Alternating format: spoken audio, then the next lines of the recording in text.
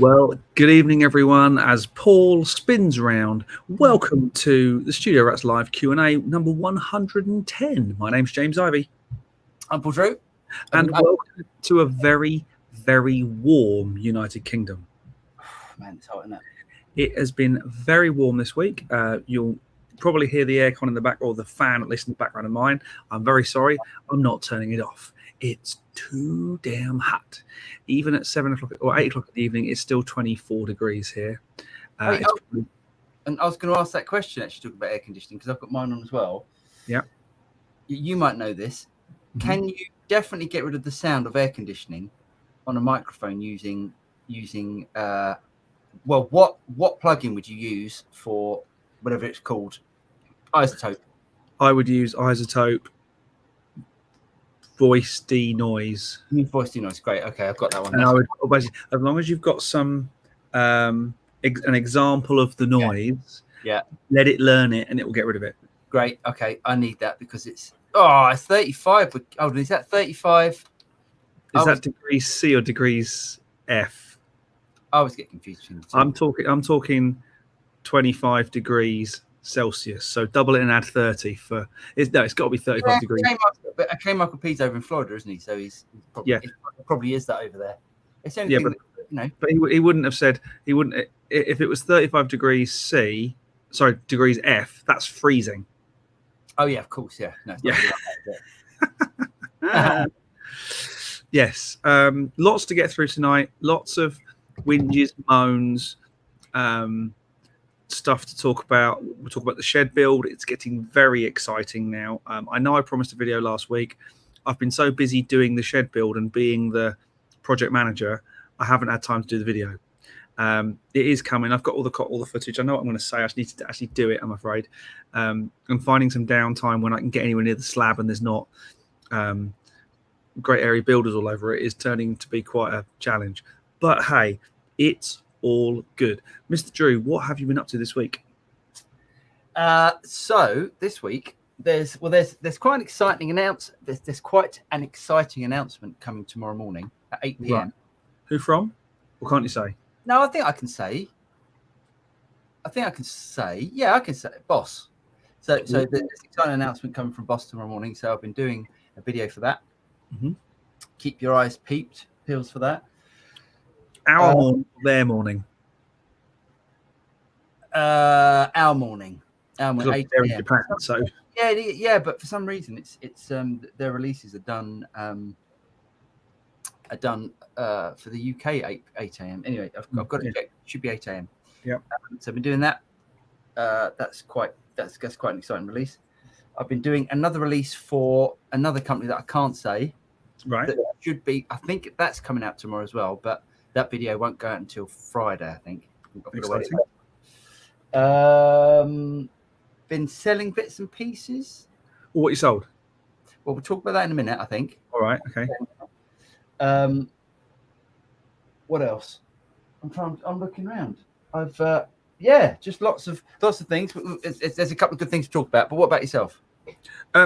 Well, I actually managed to do some of work today because we're at the bricky stage. Should we talk about shed build now? Go on then. Right. So last week, I think when we spoke, we just put the base down. Yeah. And it was all starting to go off and look great. On Monday, the brickies arrived to start doing the blockwork walls. And we are 3 days in, and it looks like there's actual walls and stuff. Well, looky there. That is a big old unit, isn't it? That is massive, isn't it? That is quite a room. The guys put it, obviously the people put it into perspective, don't they? Yeah. It's a big thing. That is a big thing. That is. Do you know what? That's like nearly the size of a small bungalow, isn't it? I would guess. There are houses that are smaller. Yeah. It's a sizable chunk of thing. There have been a few issues, like when the doors and windows turned up at the start of the week, they're the wrong size, or two of them are the wrong size. Hold on, can I just do something? Sorry, just I'm sorry to interrupt. Check this out.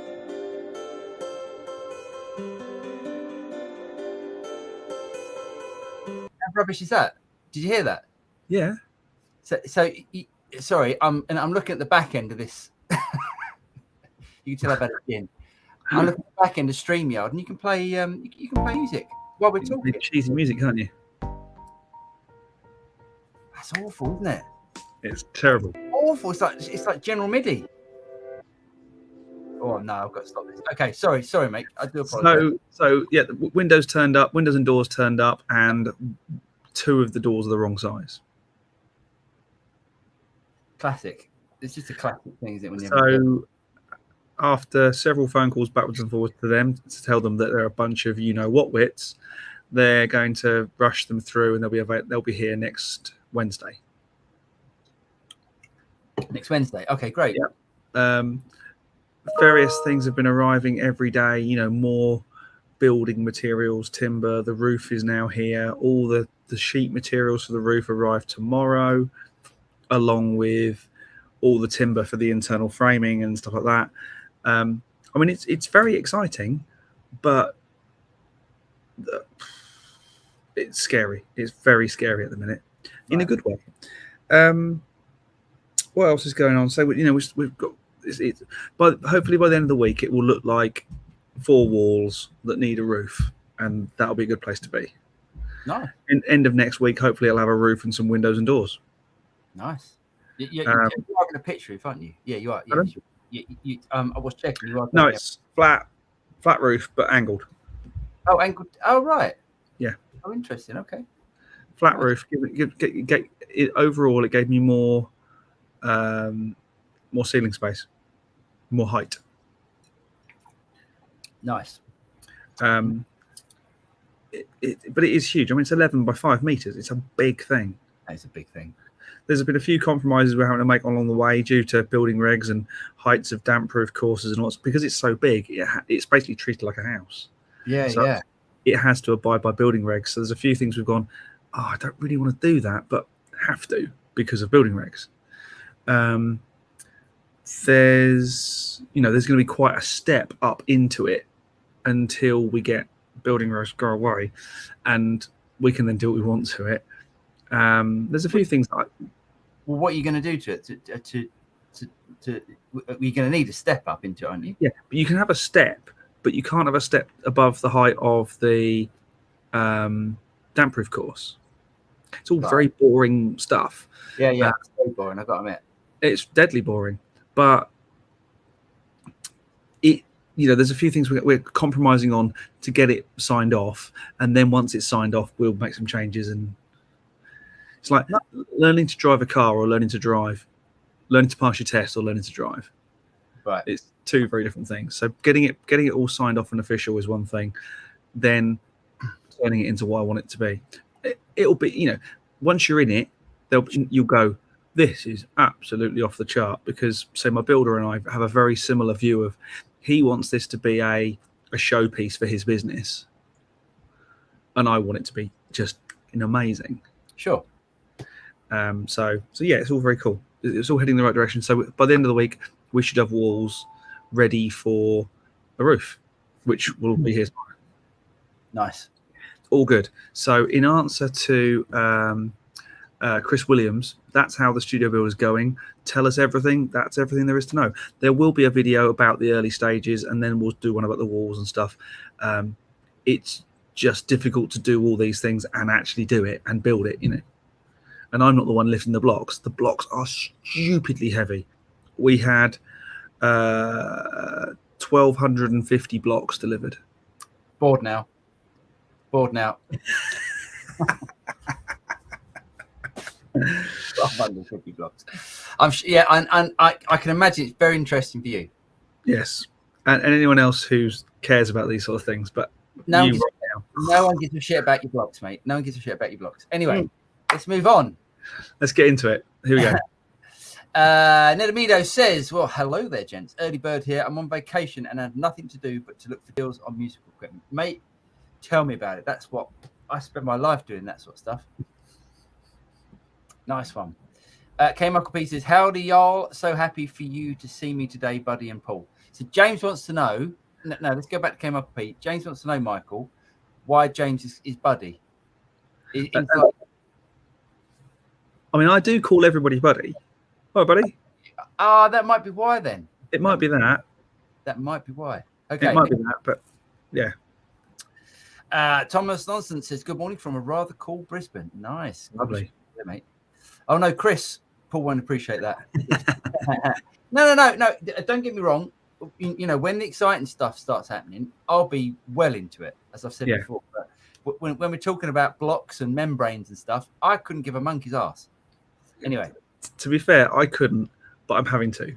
Yeah, sure. I have to get it past building regs and all that sort of stuff. Once the 12-year-old building inspector goes away, and we get a little issue of planning signed off. Yeah. Because planning have reared their ugly heads now. Sure. Again. Sure. Because building inspector says one thing, planning says another. And a bit like paper wraps stone. Yeah. Building control trumps planning. Sure. But it all has to be signed off. It's a bunch of jobs worth, as far as I'm concerned. Absolutely. 35 degrees. Yes, we've done that. We've done that. Okay. Yeah. It says, good evening. Hello. Good evening, Sophie. I'm Good evening. Sophie on Friday, actually. Anthony Gelotti says, hi, gents. Hi, Anthony. Come on. Dave McQuillan's in the house. Get your plectrums out. There we go. Get the plectrums out for the lads. Yeah. And anyone that wants to get a lovely metal plectrum made by the fair hands of Dave McQuillan, check out the Highland Plectrum Company. You will not regret it. Good evening, guys. Hope life's treating you well. First 2 weeks of holiday almost over. Just 4 more to go. Scotland finished earlier than we do. Do they? Wow. Nothing to do with guitars or gear. I just like to tell people. Scotland finished before we do, but they go back earlier than we do. Right.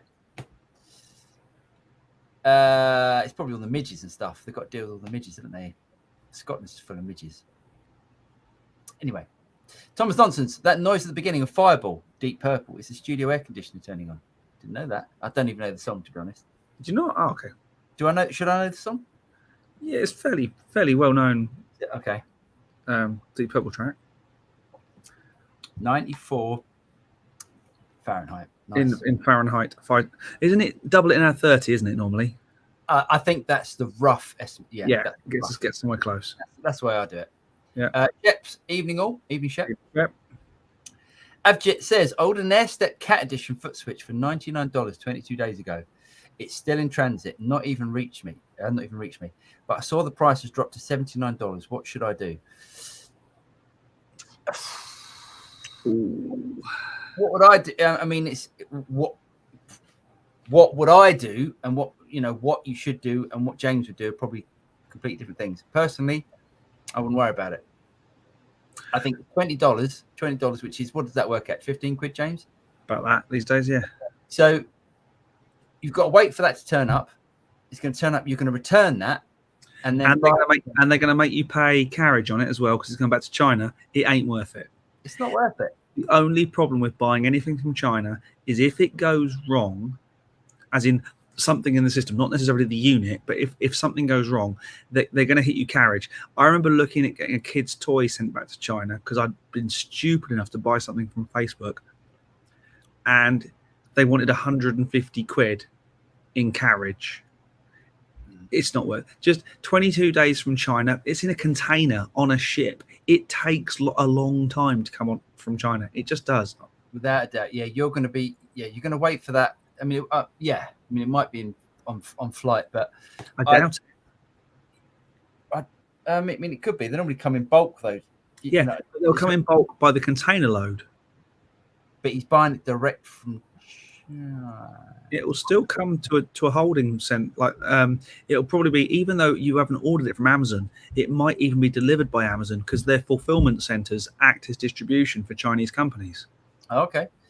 So yeah, I mean, I personally, I wouldn't worry about it. It's different if it was, if it was $999 and then they reduced it to $799, that's different. But yeah, I mean, but maybe 20. I think James is right. I think by the time you send it back, I personally wouldn't worry about it. And they'll also say it's in transit. You can't cancel the order. Yeah. And bear in mind, yes, even though you're buying it, I'm assuming you're either in the UK or in the US. I don't know the US legalities on online shopping or anything like that. But in the UK, you ordered it from China. You're sending the money to China. The only recourse you might have, if you paid for it on a credit card, be that Visa or MasterCard, I'll talk about that one in a minute.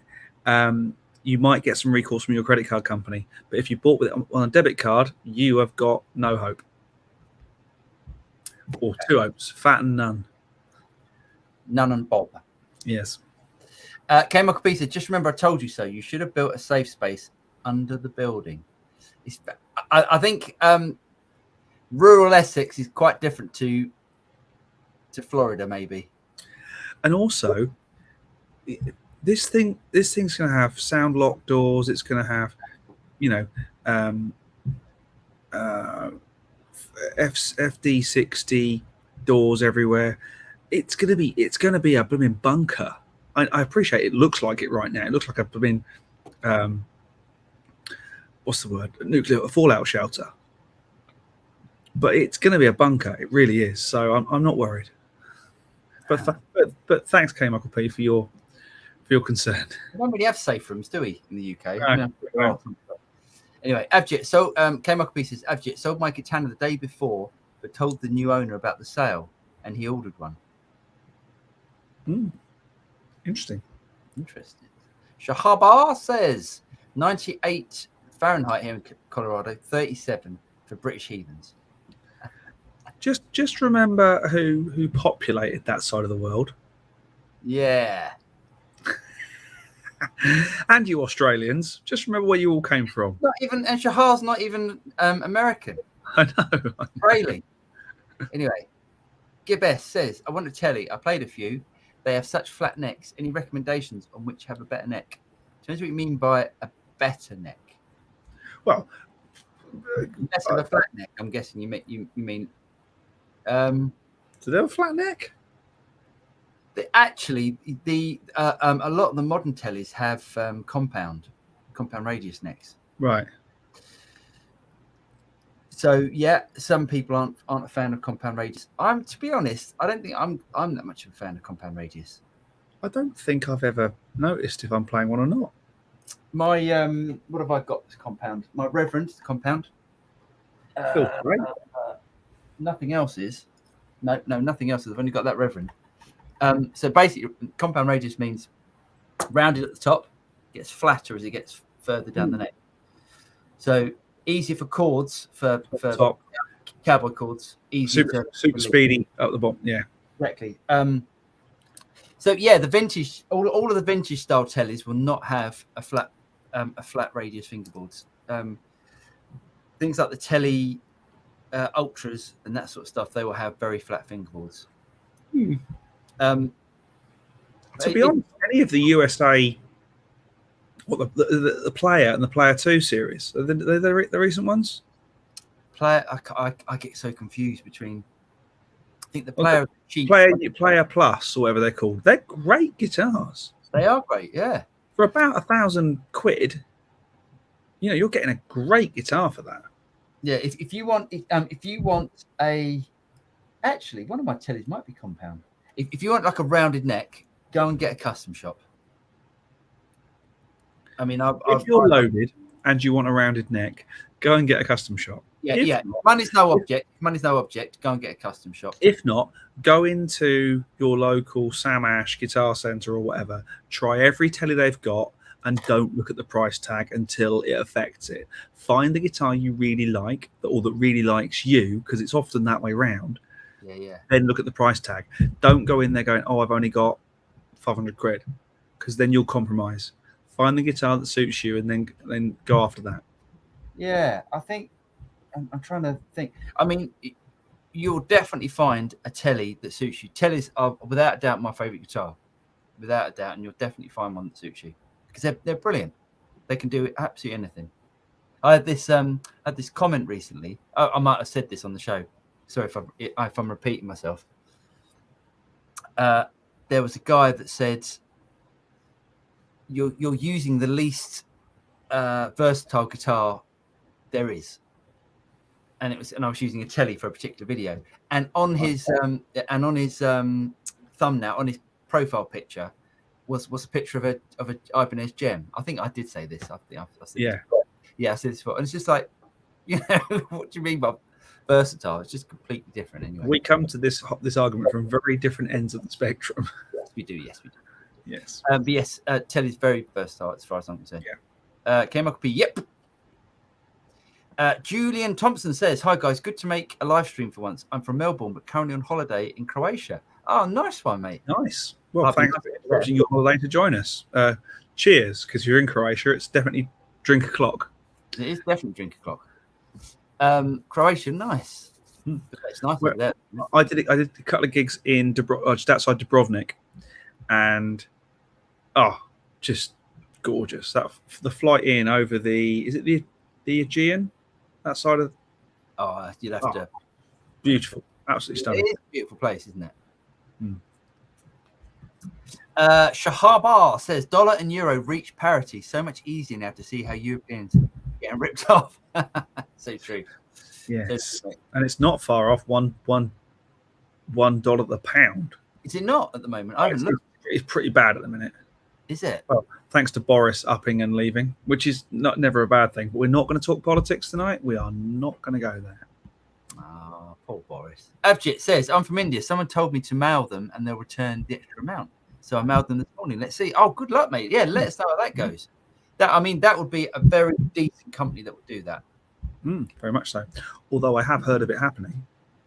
Yeah. So I imagine. Okay. So let's have a look at the difference. So maybe the equivalent of $20 in India, it might be in rupees, might be a significant. Yeah, that's going to make a difference, I think. Safety says it's compressor. Compressor. I'm guessing the outboard unit that are decent mix mandates. I have a tube compressor guitar pedal that I see so much difference. The plugins sound really less effective. I think mixed bus compression it takes quite a while to actually hear it, as far as I'm concerned, to hear it properly and to understand what it's doing. Less is definitely more when it comes to mixed bus compression. The only hardware unit, say I've still got, and I hope they don't ask for it back, the new SSL thing, that the Bus Plus. You still got it? Still got it, yeah. Oh, nice. Hoping they forgot about that.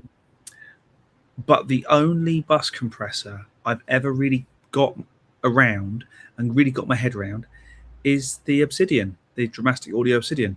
You cannot make that thing ruin your music. Right. It's genius, but it's $3,500. So Safety, I used to have I had a Focusrite Red 3, which is their flagship, which they don't make anymore because that's the one that CLA has, isn't it? Yeah. I had a Red 3, which is a really, really expensive. God knows how much they are now. Hardware compressor. If you can find one. I've had an SSL G bus in a what's the rack? What are the little racks that the SSL used to do? X rack. The X rack. I used to have a G bus in an X rack, and I honestly I plugged in Waves SSL G compressor, and I sold my hardware because I just went. There's not enough in it for me to justify having the hardware, and this is so much easier me using.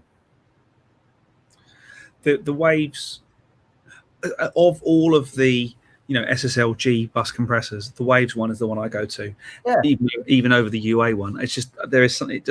It's got a sympathy that the UA one hasn't got. I agree. It's well, yeah, and I think it sounds like it does more, doesn't it? Yeah, it does more without harming it. Yeah, I love it. I love that. I don't know how or why that works. It just does. So yeah, it's always on sale, Sophie, as well. It's always on sale. About so $25 probably. Something like that, yeah. It'll always be something like that. K-Michael P says, yeah. You guys are the ones who rejected the imperial system. Apparently, they were talking about bringing it back. Boris was talking about bringing it back. Oh, that's not happening now, then, is it? Nope. Oh, bozzer. Gibbet says, I didn't get to try the Plus. I know the edges are rolled. Maybe that's what I need. It could be. Yes, I think yes. A non-rolled edged telly, a flat boarded telly, I can imagine could be quite harsh. Sorry. Roll your own. I think it's a non-rolled one, and it's a joke on roll your own. To roll your own, to roll a fretboard, to get a rolled fretboard, fingerboard is really, really hard. Apparently, it's not an easy job. No. Jeff Rock says American original telly, lovely D-shaped neck, alternative an MIJ 7.25 radius. Yes, absolutely. Yeah, loads of people don't like 7.25s. I mean, that's a 7.25 on this, and it does choke out occasionally. Oh, it feels a great guitar though. Oh, it's such a great guitar, that. So good. It's just like so light as well. It's such a great guitar. Sounds brilliant. Jeff Rock says your Sirs will have compound radius pull. Yeah, I haven't got any Sirs anymore. Jeff, all gone. That was last week. That was last week. Yeah, I sold all my Sirs. Gosh, probably about a year ago. Gibbs says, K. Michael, after you roll it, you need to redo the fret edges, right? Yes. So, no, hold on. Yes, no. So what they do is the frets have to be on before they roll the edge. Otherwise, they get divots in the fretboard. Divot. A divot. Bundler used to acknowledge me. I can talk to the wife. The wife loves me talking about this sort of stuff. And you say I'm boring talking about blocks. This is relevant. Shep Shepherd, my 90s American standard is a 9.5-inch radius. Yeah. Nice. Yeah. Those 90s strats, they're quite rounded. Nope. I don't know what nope. Just nope. Shahar Bar, have you noticed that Ukraine cleansing is having a negative impact on the quality of tubes? That's a good question. I haven't. Do you know what? When I've noticed the tube panic has gone away. Yeah, that's what I'd say. I mean, I don't know. I haven't looked on. I should do it now. Actually, I haven't looked. Valve. See what's price wise. Look. Go on, you talk while I'm looking. Yeah, I mean, everyone panicking about bulk buying valves and all that sort of stuff has gone away. You go, God, it's noisy in your house, isn't it? Good to know that the sleeping jivies who were supposed to go to sleep half an hour ago are still well awake. So, all those valves that I bought, panicking. Yeah. They've got loads of them. Of course they have. And the prices haven't gone up. No. It's the only thing at the moment that hasn't gone up. Yeah, that's funny, isn't it? That's along with petrol, food. Yeah, I really thought what for valves would make a bit of a killing, but by putting the price up, but they haven't. Yeah, fortunately, they haven't. Sorry. So yes, no, yeah. I haven't noticed anything, Shahar Bar. Quality-wise, I haven't actually put any new or recently new, because it's so difficult to know if you're buying new old stock, and by that I mean stuff that's been hanging around a couple of years rather than 30 years, or older. Yeah. Most people go, oh, new old stock valves. They think Second World War. They don't think around from last year. Yeah. I bought a load at the start of the conflict, just in case. I mean, it sounds awful, doesn't it? Worry about valve amps as opposed to first world problems. Yeah.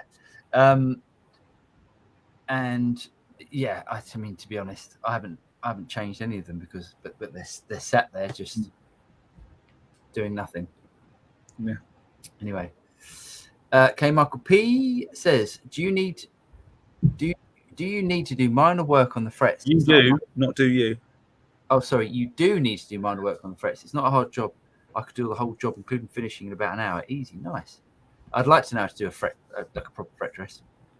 We have tubes here in the USA. Oh, excellent. Yeah, because the USA really went sort of down. That's good. Well, and also because so much of America's defense budget is run by valves, by tubes, because they're EMP impervious. Yeah. And anyone who says otherwise, you should go and look inside a tank from time to time. There's still stuff run by tube. Wow. I mean, not that everyone gets to pop their head inside a tank, but I did once, and there was a lot of valve stuff in there. What, in a modern tank? In a modern tank. Wow. Because it's impervious to EMP. Mm-hmm. K. Michael, I would assume same job or effect as fret sprouting. Not too hard to fix. Yep.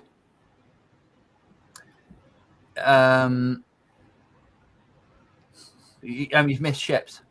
Oh, did I? Sorry. Shep Shepherd says 2011 onwards, Fender standard Strats had rolled neck from factory. Not sure if Teddy's did. There we go. Okay. Our tubes are underground trains in the UK. This is true.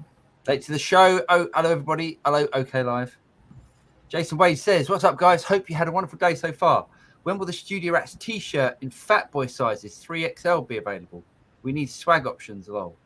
I'm sure you can get. I think you're pretty big, yeah. Yeah. Do you know what I mean? Every now and again, I'm glad I set all that up. That took me a day to set up because I reckon I sold about 3 T-shirts. And you've had 2 of them, and I've had the other one. Yeah, probably. Well, maybe 5 T-shirts. Yeah. It's yeah. I don't know. You know, it's funny that everyone says, "Oh, merch is where you make your money." Not on YouTube, clearly. Definitely not on YouTube. Although we are still trying to work out where you do make the money on YouTube. Absolutely. It'd be nice, wouldn't it? While we're at the end of the list, I want to talk about a couple of things. Okay. I want to talk about, first of all, a little eBay saga I'm currently going through. Mm-hmm.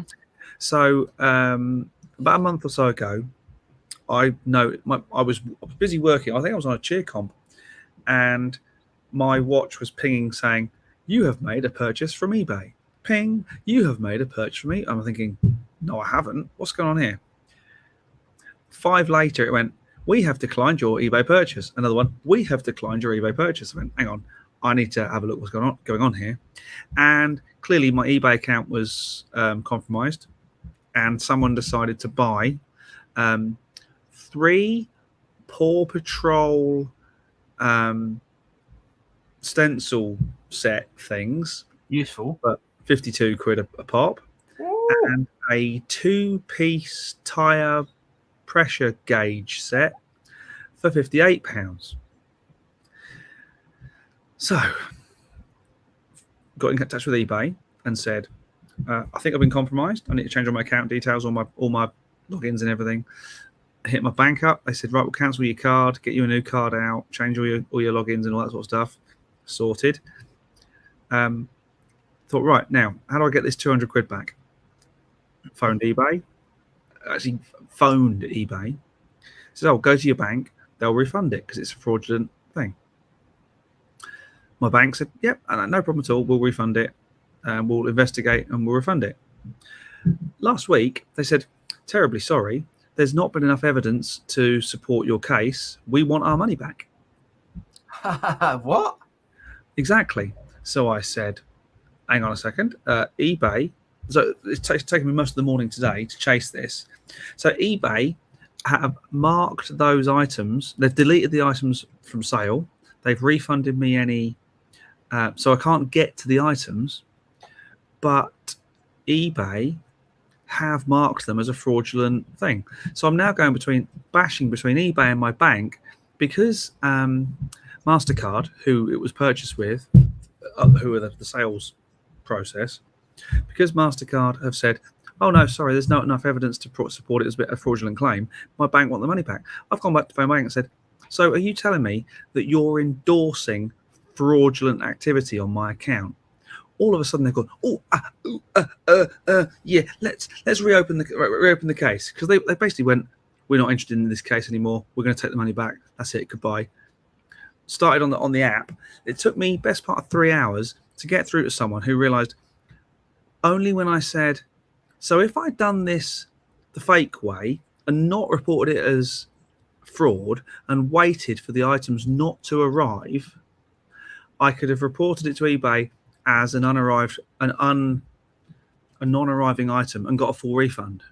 Yeah, but then the company that sold that Yeah, but because I've done it properly as fraud, I'm the one doing the chasing backwards and forwards. It's ridiculous. So all I want to say, people, is be careful what details you have on eBay. And what I would suggest is that you have a credit card on file, not a debit card, because under the term, certainly in the UK, under the Consumer Credit Act, any purchases made on a credit card are covered. Any on a debit card are not. So here endeth the lesson. That's so bad, isn't it? I mean, I get the money back because my bank have now gone, oh, he's not going to take this lying down. I've been back to eBay, and eBay have even said, look, we've sent you an email with the terms. We believe these particular auctions are a fraudulent activity, and it was done on your account. eBay are on my side now. So it's now between eBay, the bank, and MasterCard. But it's not just that; it's the stress, isn't it? It's the stress you have to. I hate all that.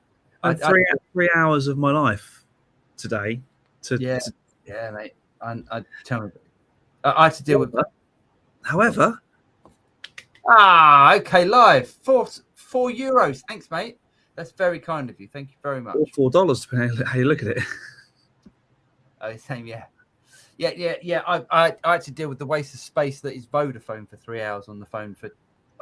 Anyway, it's just it's bollocks, isn't it? Because you don't want to deal with that sort of stuff. It's stressed you out, and then like like if you need to be creative during the day, and I don't know how you cope with this sort of stuff, but if I have to deal with that sort of stuff, that wipes me out. I'm done for the day. I had to do. I had to prep 30 audio files for a thing.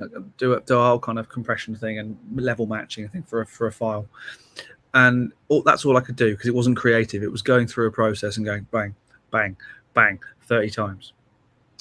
But oh god, it's painful. I hate that. I hate those. That's not the way to start your day. No. I mean, I don't get it. I don't understand how it even works because if someone, do they put the address in where that stuff's going to be delivered to? No idea, because it should only be able to come to my address. It doesn't make sense. But all it makes sense is that they're not after the stuff, they're after the money for the stuff. But if the stuff's going to get how do they change it? Anyway, I don't know how it works. All I know is I'm £216 out of pocket at the moment, and I'm okay. It's not life changing amounts of money, but it's certainly annoying at the moment. That's a lot of money. That's a lot of money. It's a couple of pedals to play with, or it's a pack of flooring. Yeah, absolutely. That's more the point. Should we have another whinge for a minute? Should we talk about guitar shop shopping? I feel like we're being quite negative at the moment, but should we get it all out of the way? Go on then. Go on then. So a couple of weeks ago, Paul and I were down in Brighton. Now, many of you will have heard of me and my experiences from a certain well-known guitar shop down there called GAK. GAK as it's commonly known. But we thought, we've got a couple of hours, let's see what they've got in their second-hand department. And we wandered in. The guys were actually quite chatty and talkative. But what was it that got your goat, Paul? God, really peed me off, it did. Anyway, so we go in there and we went to the second-hand department. Yep. And there's a guy behind the counter and he's a little bit, how can we put it? He's a little bit on the... He's not the sharpest salesman in the box, is he? No, I think that's probably... Yes, he's not the sharpest salesman on the box. Anyway, so they had what's the guitar department of Mark Bass? What do they call that? Oh, Mark... I don't know. I can't remember. And basically, it was the Eric Gale's amplifier. Is it DV Mark? DV Mark, thank you. The Eric Gale's amplifier, which I've heard really good things about. So I was thinking, secondhand, shall I get that? Anyway, we try it out, plug it in, and we're thinking, this is all right. This is quite nice. And then, we asked because it's a very, very clean amp. But like Eric Gales gets an amazing guitar tone out of this thing. So I was thinking, if I can get sort of a bodged Eric Gales sort of tone out of this, I'd be very happy. anyway, very clean. So we asked to borrow some pedals. He was a bit begrudgingly, and begrudgingly he went to go and get some pedals and to plug it in.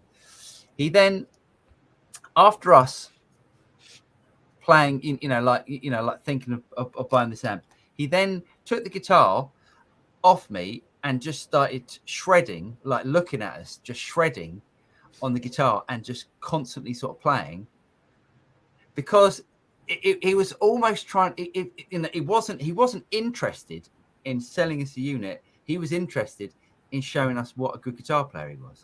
Now, did you also notice that he got into the conversation very early on that he was at BIM?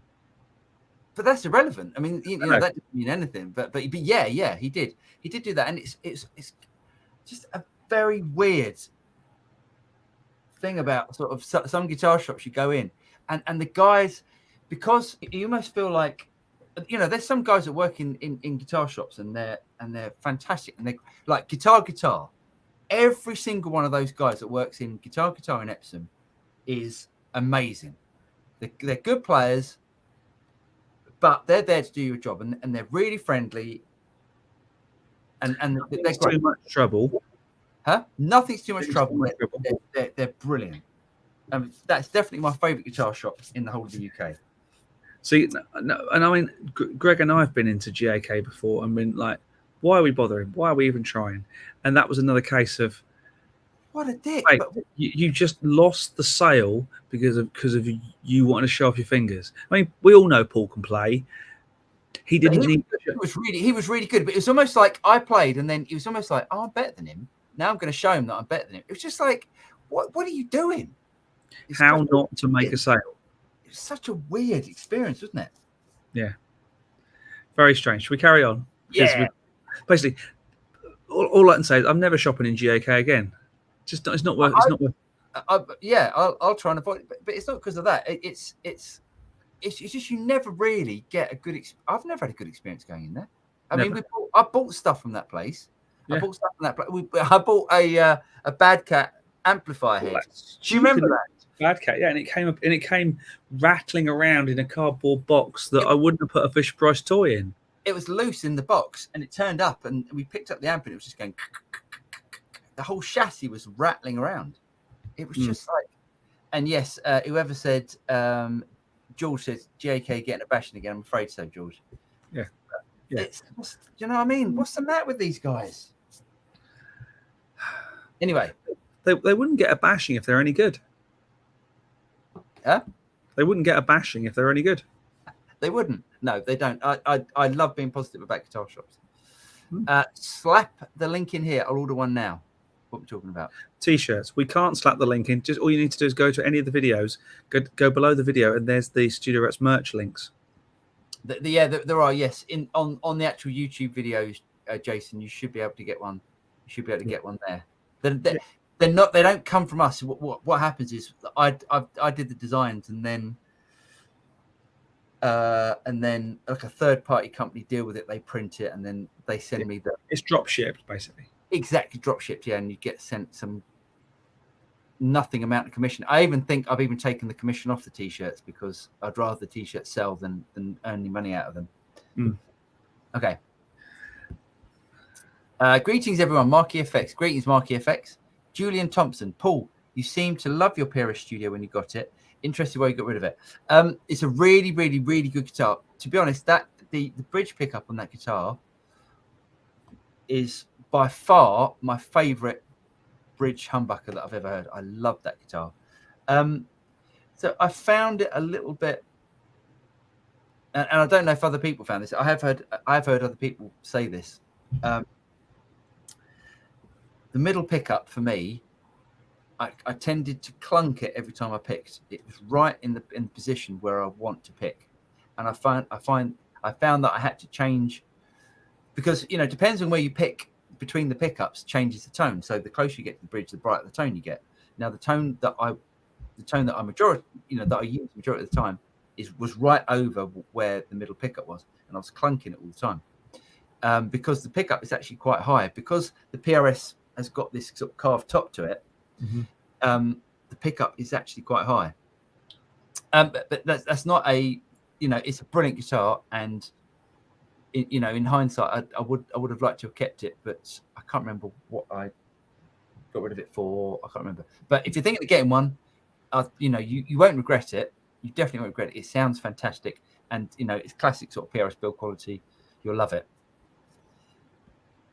Mr. McQuillan, coffee time. Coffee. I just finished my little pink tea. Scottish. It's true, actually. Coffee. Right, I'm just trying to find where we were. Hang on. There we go. Boom. There we go. Frets don't generally sprout. The fret will shrink, making the fret end stick out. It would usually be caused by low humidity. Why are we talking about fret sprout? Because they were talking about rolling your own fingerboards and things. That's not fret sprout. The frets have to go in because it's all to do with shaping the fingerboard. It's all to do with shaping the fingerboard. The frets have to go in before they roll it. I'm sure that's right. Yes, it is. The frets have to go in first. On the rolled ones. Anyway, Ridiculous Wonk. Thinking about upgrading my beginner interface. Probably need no more than 20 inputs. Jeez, 20 inputs. Any suggestions for a PC user without Thunderbolt? RME seems to come up a lot. 20 inputs is quite a lot. Depending on the format of inputs you need, and bear in mind, I'm also a PC user, I would go Antelope because their stuff's great. And depending on your budget, I would probably look at if you need 8 mic, you're going to struggle to get any more than 12 mic pre's for less than serious money. But check out the Orion Studio Synergy Core if you want 12 mic pre's. That's got a gazillion inputs on it. Or the Discrete 8 pre's, 16 ADA IOs, brilliant unit. Paul and I are going to do a video on its little brother, the Discrete 4, very shortly. Really cool little boxes. The RME stuff is brilliant. The Antelope stuff sounds great. The new Focusrite stuff is amazing, bang for buck. What about the Audient? That new Audient, how many inputs has that got? I think it has 8 mic pre's. Yeah. Yeah, I mean, I think if you're looking at RME, I would definitely look at RME, and I'd definitely look at, as James said, Antelope, and I think you'd be laughing if you're looking for like really sort of nice quality interface like RME and Antelope. I don't think you can go wrong with that. If you want to go a little bit more budget, then Focusrite and Audient. Yeah. But they'll all sound great. And to be fair, they all sound great. Yeah, it's functionality over quality these days is what might win you over. Definitely. K. Michael P. Absolutely.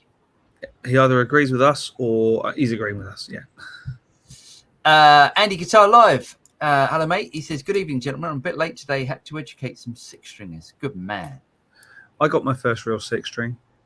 Bought it at the 5 and dime. Did you? Yeah. Metal doesn't shrink. Nope. Metal but doesn't it does shrink. expand.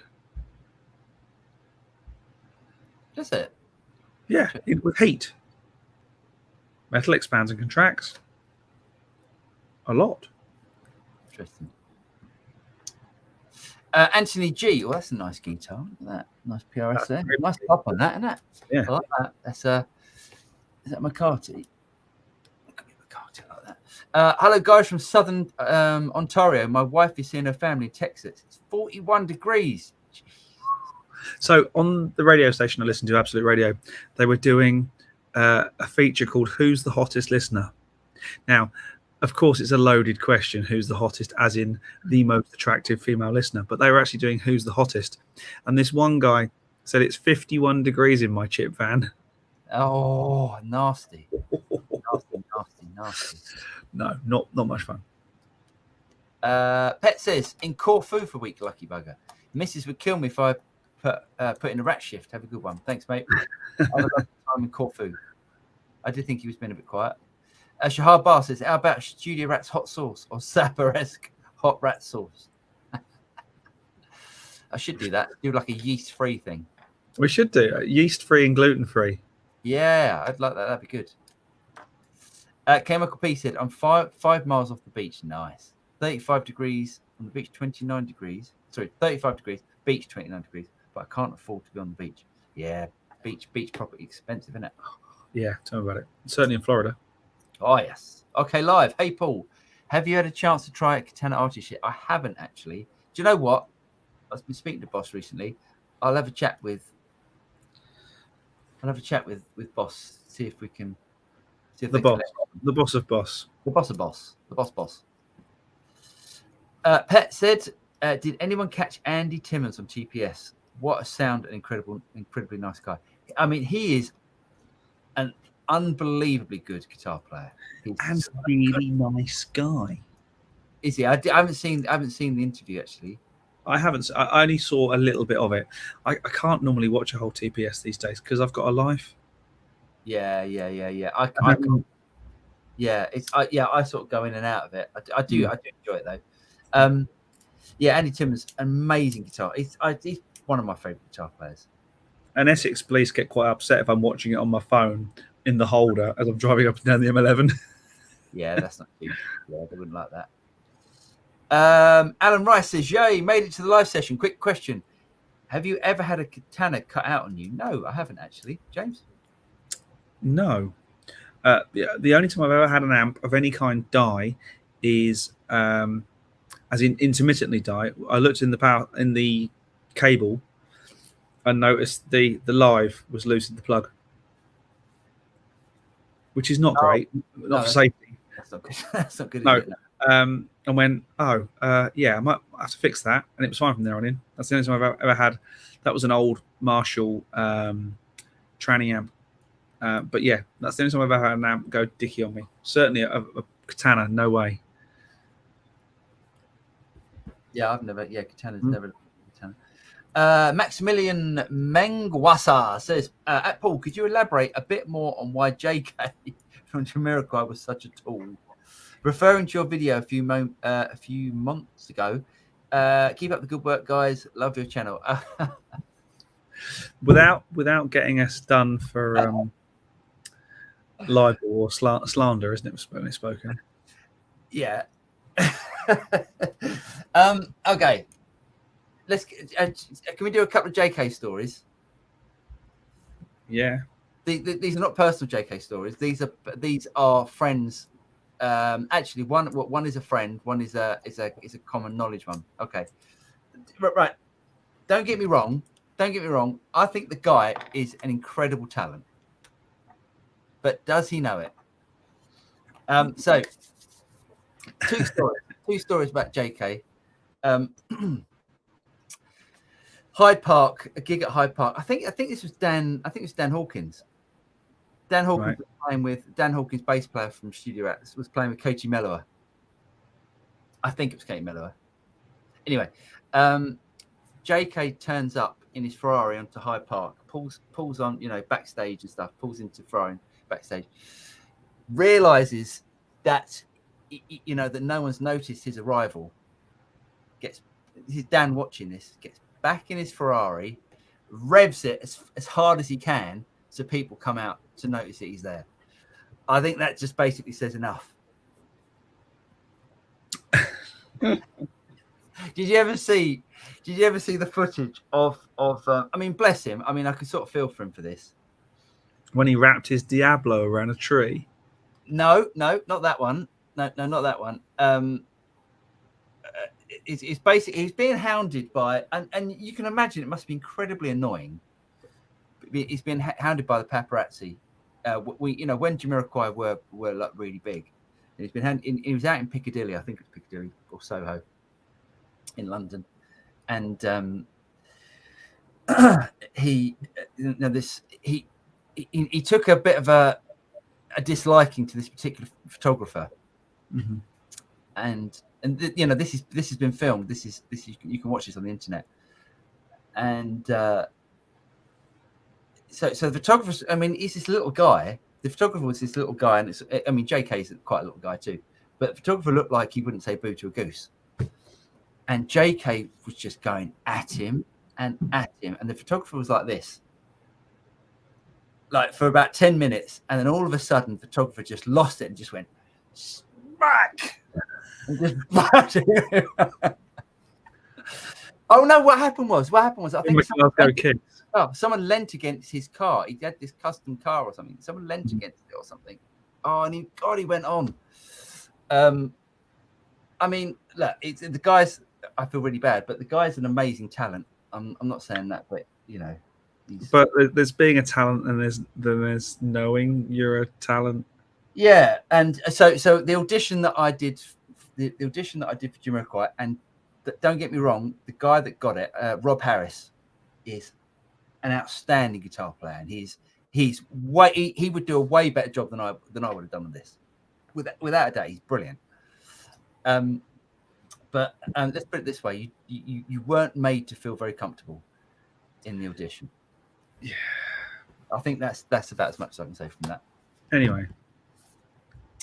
Shahabar, his JHS AT pedal is my favorite Marshall box. Without a doubt, that is my favorite Marshall box as well. It's absolutely It's a brilliant pedal. Andy Guitar Live says, Pet Moxie, I did, and I agree 100%. Mr. Timmons always plays and sounds great. He's proper good. Lol. That's the funniest story ever. Is that the JK story? Probably. I like the Exotic SL2. The exotic pedals are really good. DV Mark, thank you. Oh no. This is quite a way back, aren't we? Maybe the lad doesn't get out much. What are we talking about here? Our friend at JK. Maybe. Yeah. Maybe. No, I mean I don't know. JK. Yes. The thing is, all I'll say is, if the shop was amazing and the gear was always top notch and the prices were the best, you can tolerate a little bit of wankerdom.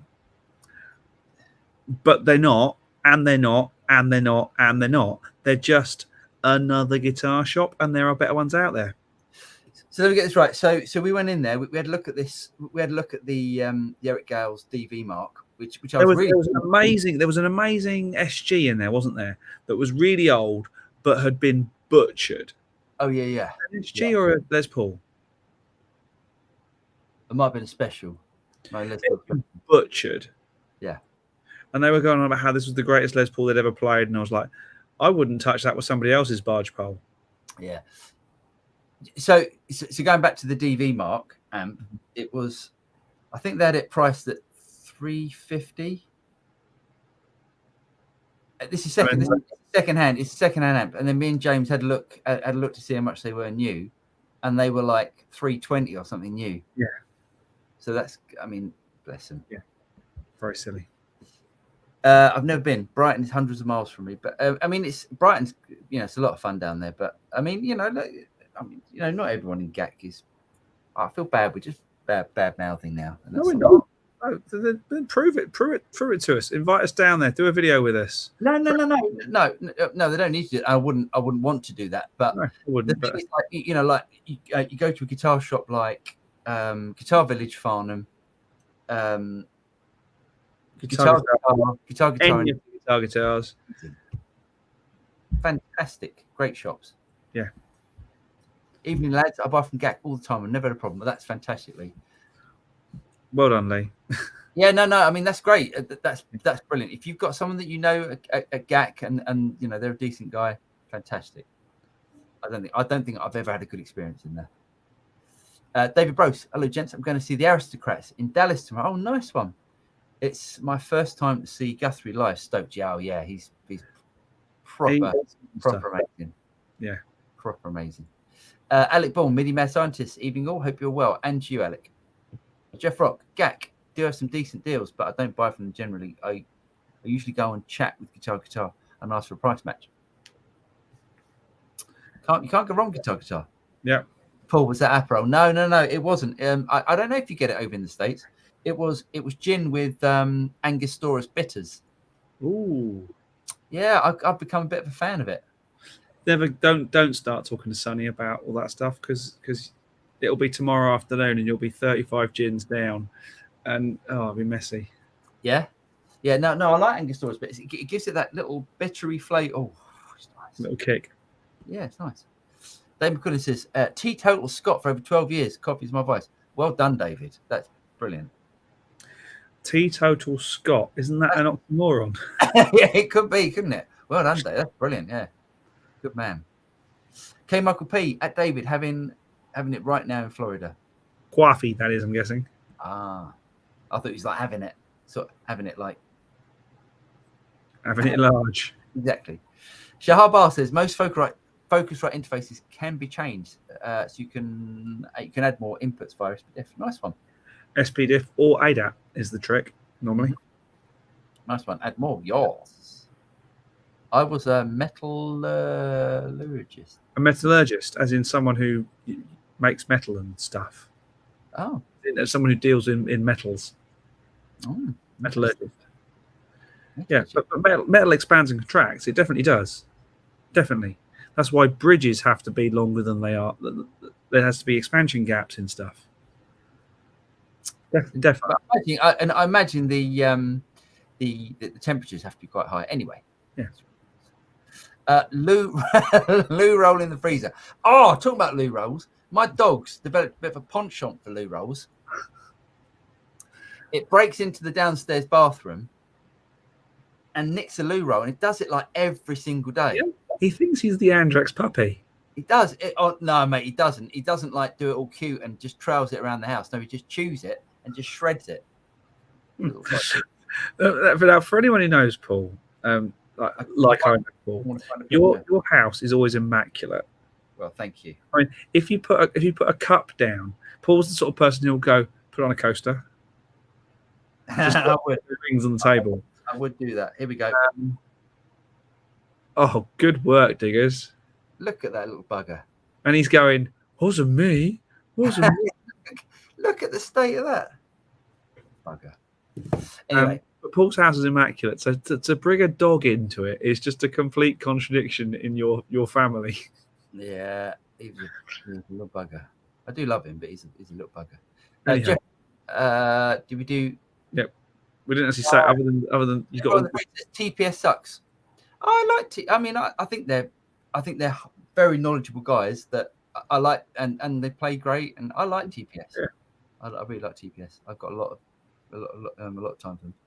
Jeff Brock, if you strategically place frozen fish cakes, would keep the chip van cool. Chip van guy cool. Strategically placed. Oh, I see. Yes. Ooh. Oh no, you wouldn't want them defrosting in your pants, would you? Because then you'd get the alternative frozen nuggets. Okay, Michael P, you would never notice expansion or contraction under normal circumstances, but there you go. Maybe not in a guitar, but possibly in a bridge. As in a bridge with cars, not the guitar bridge. And Anthony G, it's a 2004 PRS Custom 22 with McCarthy switching. That's okay. Okay, I get it now. Dragon 2 pickups. Boy used as a few battle scars, so it's not pampered. She's a player. Nice one. And that's how it should be. That's how I'd like to buy it. That's how all guitars should be. Definitely, but that's how I like to buy a PRS. I like to get one that's a little bit beaten up because, yeah, like that P90 one I had was a fantastic guitar, and that was that battle scars, brilliant guitar. That Philip Hoy says, "Hey, what's your current favourite drive stack pairing? I'm currently enjoying Wampler Bell ODR1 into Tumnus Klon. Sounds great. Oh, nice one.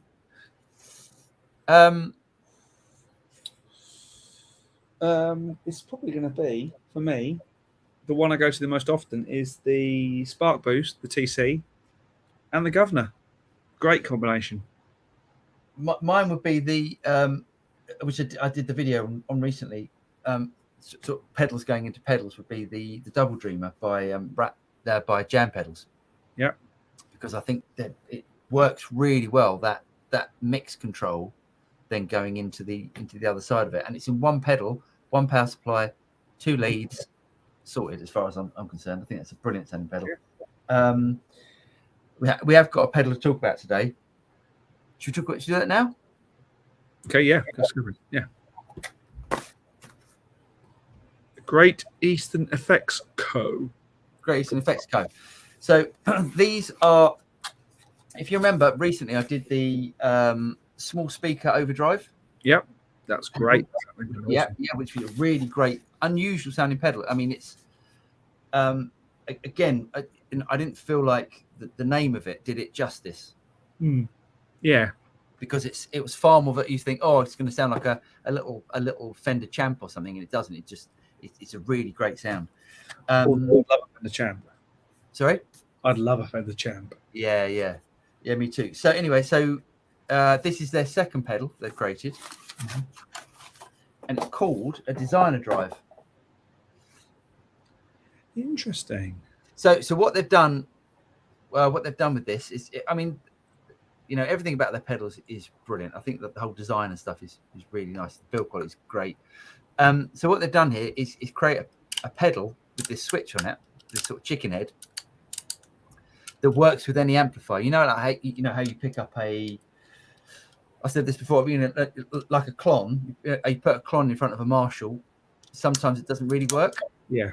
Because you're putting like you're putting like a mid focus into a mid focus.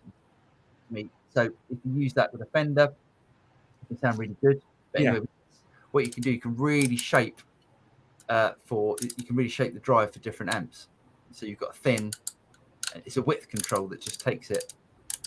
Got some the sound of that pot as well sounds amazing. Yeah, it's really, I mean, their stuff's really good quality, and I'd highly recommend anyone checking them out. I'm going to do a video on it. I've got a couple of videos that I've got to do before this comes out. Before that, but yeah, really good. If you want a really nice, well-built pedal that fits over any amplifier, I'd highly recommend that. Not a massive gain. It isn't like like Shahar was just talking the Andy Timmons BB preamp. It's not like that, but it's it's Tube Screamer sort of amount of gains, that sort of thing. But really good. Should we look at the new goodies that are around? Yeah, should do this. Yeah. Okay, let's go to share. There we go. Every single week. Am I on? Oh, yes, you are. Hello. So Mesa Boogie released, I think probably a couple of years ago, they released their California Tweed amplifier. Now these are the little ones that they've just released. So I think this might even be the first amp to be released under the Gibson stewardship. Yes, that's a good word for it. 6v6 20-watt models. So they do a head and two cabs. You've got a 10-inch.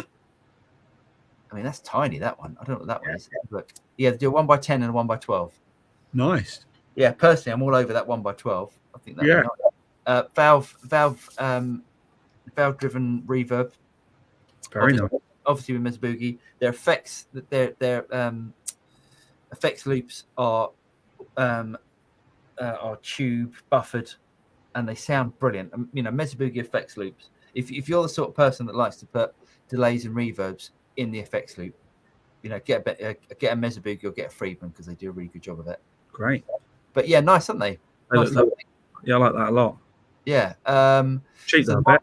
Yeah, the 1x12 combo it's over $2,000. Mm-hmm. And the head is 1849, so they're not cheap, but Mesa Boogie isn't. No, good stuff never is. Yeah, the only thing I can say about Mesa Boogie is that you buy it second hand and it's cheap. Yeah, doesn't hold its value for some reason. Yeah. Okay, so we talked about designer drive. This is just out, so yeah, they've got it here as well. Mark bass. I've got a little Mark 58R. We're not really into that, are we? I love their bass stuff. Sounds great. Yeah, it does sound good. Dan Hawkins used to use when he was in the UK. He always with Mark bass, and I thought it's a really good tone. Really, really cuts through, and just it wasn't overpowering. It's really nice. Problem is that they often, my experience is they often underpower their cabs. So their amps sound great, and if you DI, it's great. But sometimes the sound on stage was a bit poor, because it was a bit kind of, you got when a bass speaker overexerted, it didn't sound great on stage. But that's because it was small gear driven with me playing drums. Right. Yeah. Fair enough. Well, again, I'm guessing this is quite a small So what is it? It's 2 kilo. It's 2 kilos. Yeah. With the power being 500 watts at 4 ohms or 300 watts at 8 ohms. Yeah. So it's not. Yeah. I mean, you know, for a bass amp, you'd need that sort of power. We're not talking blacksmith territory, 1,000 watts, but you know, you No. need a forklift truck to pick it up. Sure. Yeah, nice though. Very nice. Dark glass microtubes B1K. I like the design of this. So it's basically a one knob bass overdrive. Yeah. So Dark glass is now owned by. They sold it, didn't they? Who did they sell it to? Anyway, Don't know. But Dark Glass is actually Neural DSP. Neural, yeah. Yeah, well, not anymore because it's now owned by. I can't remember who bought it, but anyway. Yeah, designer drive. So we'll talk about that. I'll do a video on this. Yeah, really impressive, really good stuff. Yeah. Cool. Where are we? Let's go back. Oh, look at this. Go, yeah, come, James. It's time for a Harley Benson moment of the week. Nice. So obviously Chinese built pedals. Yeah. Forest built pedals. So they've got Evil Twin, Duality, Double Vision, Two Face, Sugar and Spice, and Double Jammer. So I don't know what's going on. So I'm guessing Evil Twin, analog overdrive and tube drive. Yeah. Reverb and delay, Double Vision, analog tremolo and chorus, Two Face, analog overdrive and trem. That's unusual. Drive and trem. Sugar and Spice for acoustics, digital reverb and delay chorus, Double Jammer, drum machine, and looper. Nice. Yeah, I quite like them. But they're not. And say like about $99. 99 euros, 79 for the Evil Twin. Nice. Crazy prices. So have you seen this? So Fender hit by class action. This happened yesterday, I think. Alleging it overcharged millions of guitarists. So I don't know what's going on exactly, but Fender have been accused of overcharging millions of guitar players for instruments in a new class action lawsuit being brought by UK consumer group. It says the claim comes as a result of a 2020 ruling by the UK's Competition and Markets Authority, the CMA, which fined Fender 4.5 million for price fixing or preventing outline discounting for its guitars. The CMA's ruling stated that Fender's behaviour meant that prospective buyers saw no difference in price as they shopped around for guitars. So yeah, in the UK, they're quite hot on that sort of stuff, aren't they? So things apparently, Paul. Huh? They're hot on other things apparently. No, that is don't play this game if you're under 50 years old. Here I am. That's a bit strange. Don't play if you're under 50. That's a bit odd, isn't it? Anyway, it's talking about that sort of stuff. Nita Strauss shares cautionary tale of sweaty boxers being thrown at her on stage. Nice. And I'm thinking that's probably James that done that. You're a bit of a Nita Strauss fan, aren't you? I couldn't possibly comment because the restraining order is still in place. So they're well, she'll have some DNA checking and she'll find that's yours. Yeah, I don't get it. I don't get her personally, but you know. Anyway, she's on stage with Alice Cooper. Of course, she's a ledge, isn't she? Yeah, absolutely. The other thing isn't news because this happened a few weeks ago, but I keep forgetting to talk about it. Have you seen this? Yes. So tell me what's going on. I don't quite understand. So Metallica, you know, one of the biggest bands in the world, have signed up with Musician to show you how to play their songs. Yeah, but yes, basically it's a tutorial site.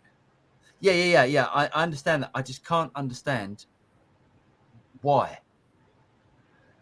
Because Metallica are now a brand as much as they are a band. Metallica's marketing department have gone, there's an idea. Same as they have with the booze thing. You know, the Metallica whiskey. That's not James, Kurt, Lars, and the other bloke, the bass player. Yeah. That's their marketing department. They're a machine now. They're not just a band. They're a machine.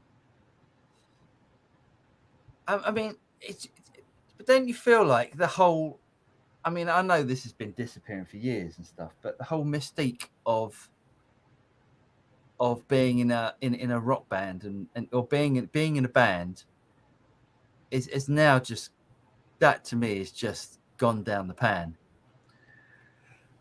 It's like, it's almost like, you know, the guys must be, what is James Hetfield now? He's well over 50. Well over.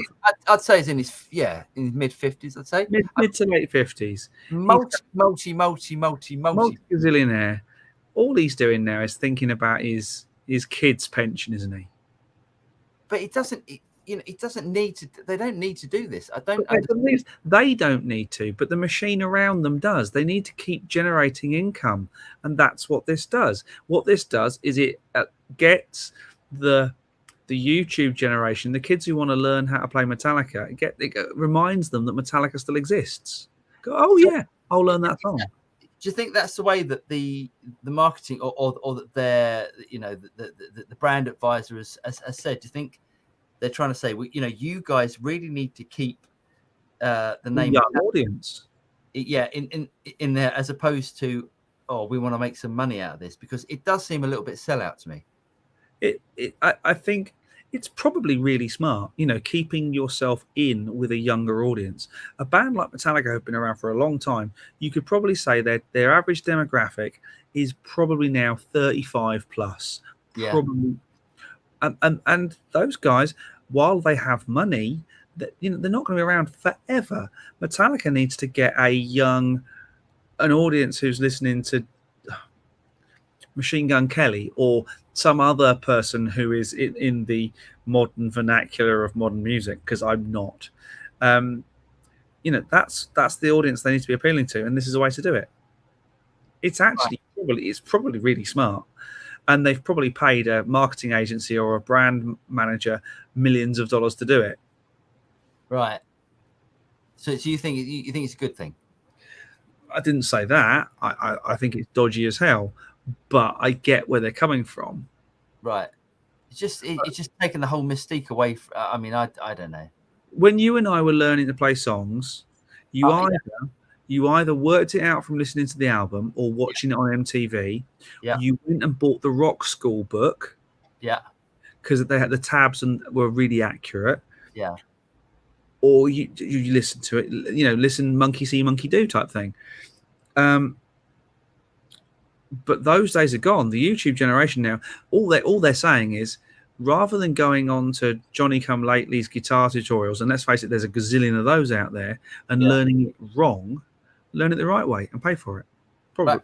Fair dues. I agree. Yeah, I agree. I just how many times have you needed to learn a song? You've gone to try and find a YouTube video, and you've seen 6 different ways of doing it, all of which sound wrong. Yeah, I just think it's taking the mystique away from. Completely agree. But the minute Metallica did a How to Be a Rock Band masterclass, and then started selling, let's face it, 2 of whom in the band have questionable relationships with alcohol, started doing Metallica whiskey. Yeah, that was a bit weird, wasn't it? That was weird. Definitely question their brand and their them just being a band, not a brand, is definitely coming into question. Yeah. Okay. Fair dues. Ooh. I'm out. Oh, we're done. Yeah. You said to me, you said to say 2 things to you when we were off air. The first one is matchless. Hold on a second, because Nedamido, can we do? I think Nedamido has made a. Okay. Right. Let me just get back to where we were then. Right. So there's this one here for a start. No. You said we're going to do it. We'll do it in order. No. Nedamido has made a donation to the pink. Oh, to the pink champagne. I see. Yes, there we go. Oh, thanks, mate. And he says, of course, I've got things to do, so I'm missing the show today. Fun to do, at least stop by briefly. Have a great night, James and Paul, everyone. Cheers, Nedamido. Thanks, buddy. Right, sorry. Well, yes. I missed that. No, it's all right. Let me go back to there. Go. John Oak, hello. I know you both have a love for TC Electronics SCF. I got first gen. Nice one. Vintage one for sale. Want to buy? I'll direct this question to James. SCF. The chorus, mate. Oh yes. No, because the new one is brilliant. Yeah, I wouldn't buy an old one now. I do like. I'm saying that I've got the new one, so I don't really need the old one. Got the new one. It sounds amazing. Yeah, Sorry. yeah. I'm sure it's worth a decent amount of money, though, mate. Yeah. You do all right with that. Top Low Teddy says, "Hello, gentlemen. Andy Timmons' new signature pedal is incredible. Oh, what? He's got a new one. The Keeley Halo rocks, dual stereo delay plus a ton of other stuff. I scored one last week. Well worth a review by the Rats. Oh, yeah, nice one. We'll have a look at that. We'll check it out. What do I get if Parcel Force deliver a well packaged up? Hold on. What do you get if Parcel Force deliver a well packaged up M&M to your house? Marshall in a box. Very good. Very good. Okay. Shall we? Okay. Top Load Teddy got mine last week as well. Easy to use, and up to now, I only get very good and useful sounds out of it without too much fiddling. It's easy to use, and that's what I want out of the pedal. Nice. Right. Should we talk about what should we talk about? Matchless. Tell me what you said. You said to me, say the words matchless or the word matchless. I've sold the Lightning. So sold the Lightning, and I want to know what I do with the money. What do I do with the money? Sensible. I mean, and we're not talking sensible. I'm not going to invest it. Well, I'm going to invest it in gear. It should be a. It goes back into gear. It goes back into. So, I need suggestions on what to get. It hasn't got to be an amplifier.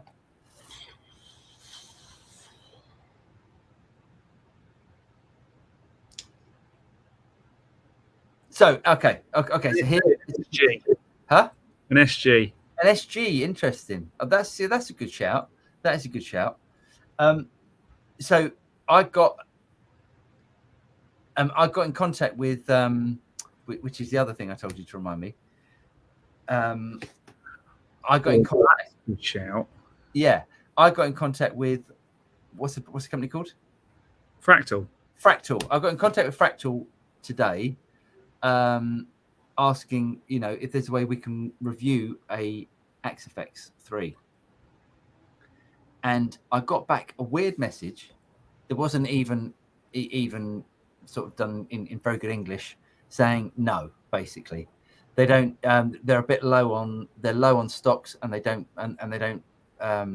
They don't send out review models, which I thought was really. I have heard that before because I wanted to do an Axe-Fx versus 11 rack video years ago. Oh right, okay, yeah. And I've known that they wanted me to buy one, and they would refund the money, but they want me to buy it. Wow. Yeah, so no, Axe-Fx are not going to send us. But do you remember? I did that video recently on that amp plugin, the 1111. Yeah. And Charlie, metal guitar player, came over. Uh-huh. Charlie Griffiths came over. Charlie's got an Axe-Fx 3, so Charlie's coming over in August, and we're going to look at the. We can do a video on the Axe-Fx 3. So, yeah, but I was thinking, maybe I'll just go and get an Axe-Fx. That would be fun. Yeah, and then I was like, I quite like the Kemper. And then anyway, I don't know. Anyway. Shahar Bar says, thanks for entertaining my questions. Cheers. Thanks, Shahar Bar.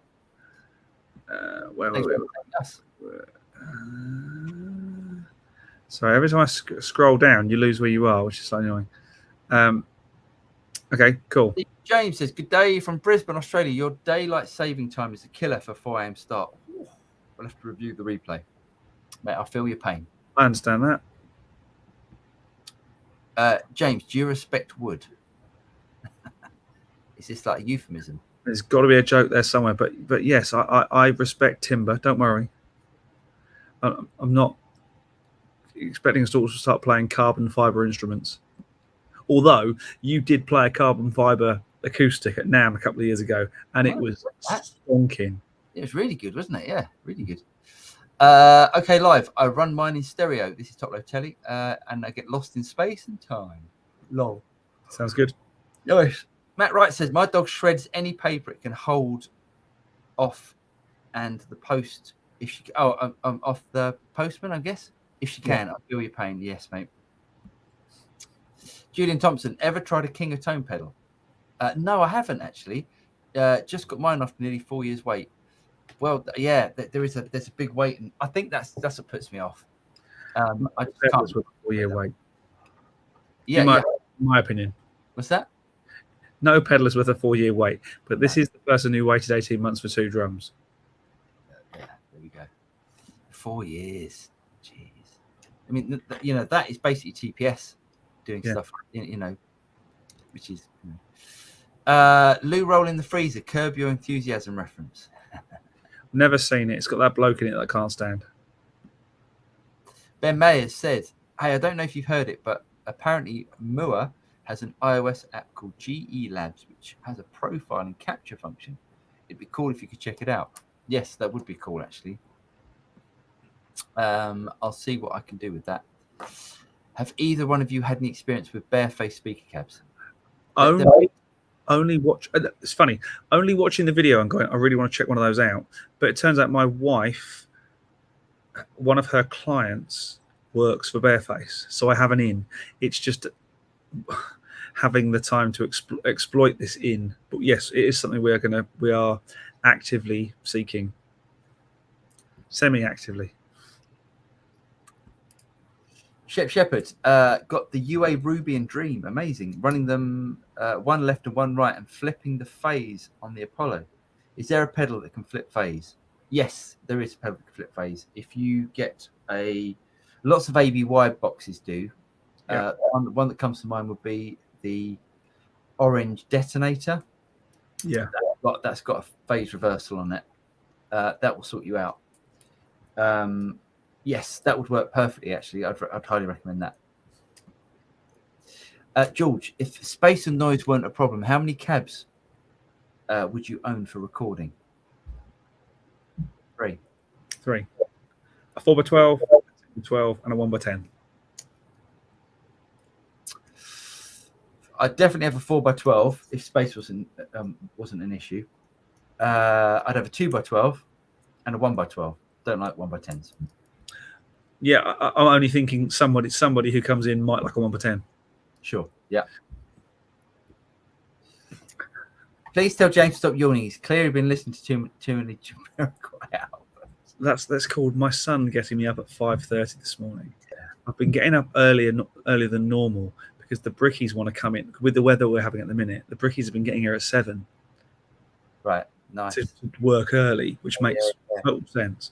But it means I've got to be up early, and then the kids get and then 5:30 this morning, Jake came and jumped on me. Yes, sorry about that, Lee. I'll do my best. Okay, live. Same here. Cat Artist paired with the Cat 100. I feel like I'm going back to pedals again.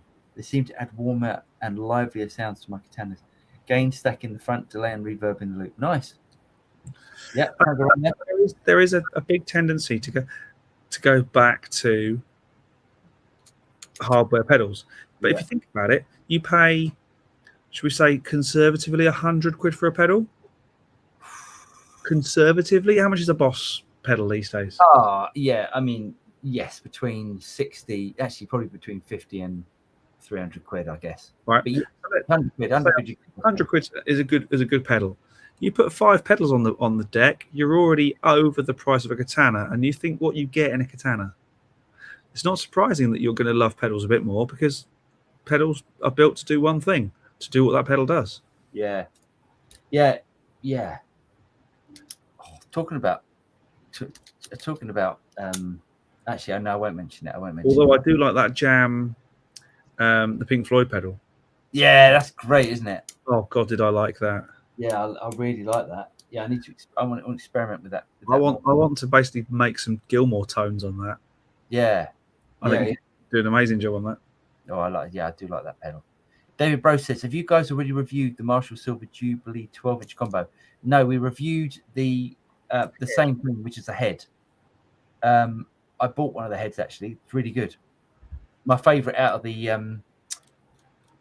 the 20 watt amps that they do. Really good. Really, really, really, really, really, really good. So at Top Load Telly, No. Tell me that doesn't happen. Well, that hasn't happened. That could be bad. Tremonti, oh, jeez. Again, someone else sells out. Griff Talent. Yes. Balloon Man Media. James, are you still as enthusiastic about the APB?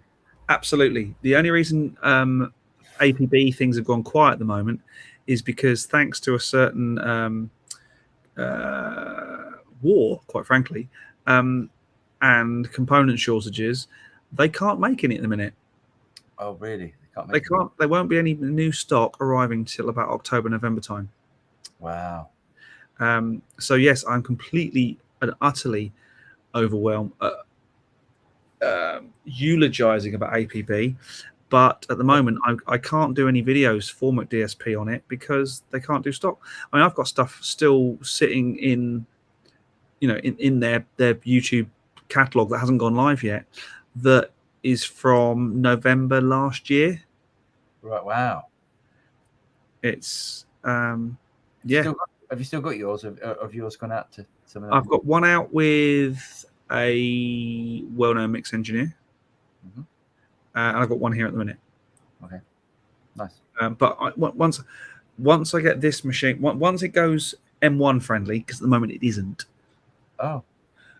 Once it goes M1 friendly, and I use this machine a lot more in the studio, and my PC becomes mainly a video machine, because that's what I want to do with this machine. I want this to be the music machine and the PC to be video.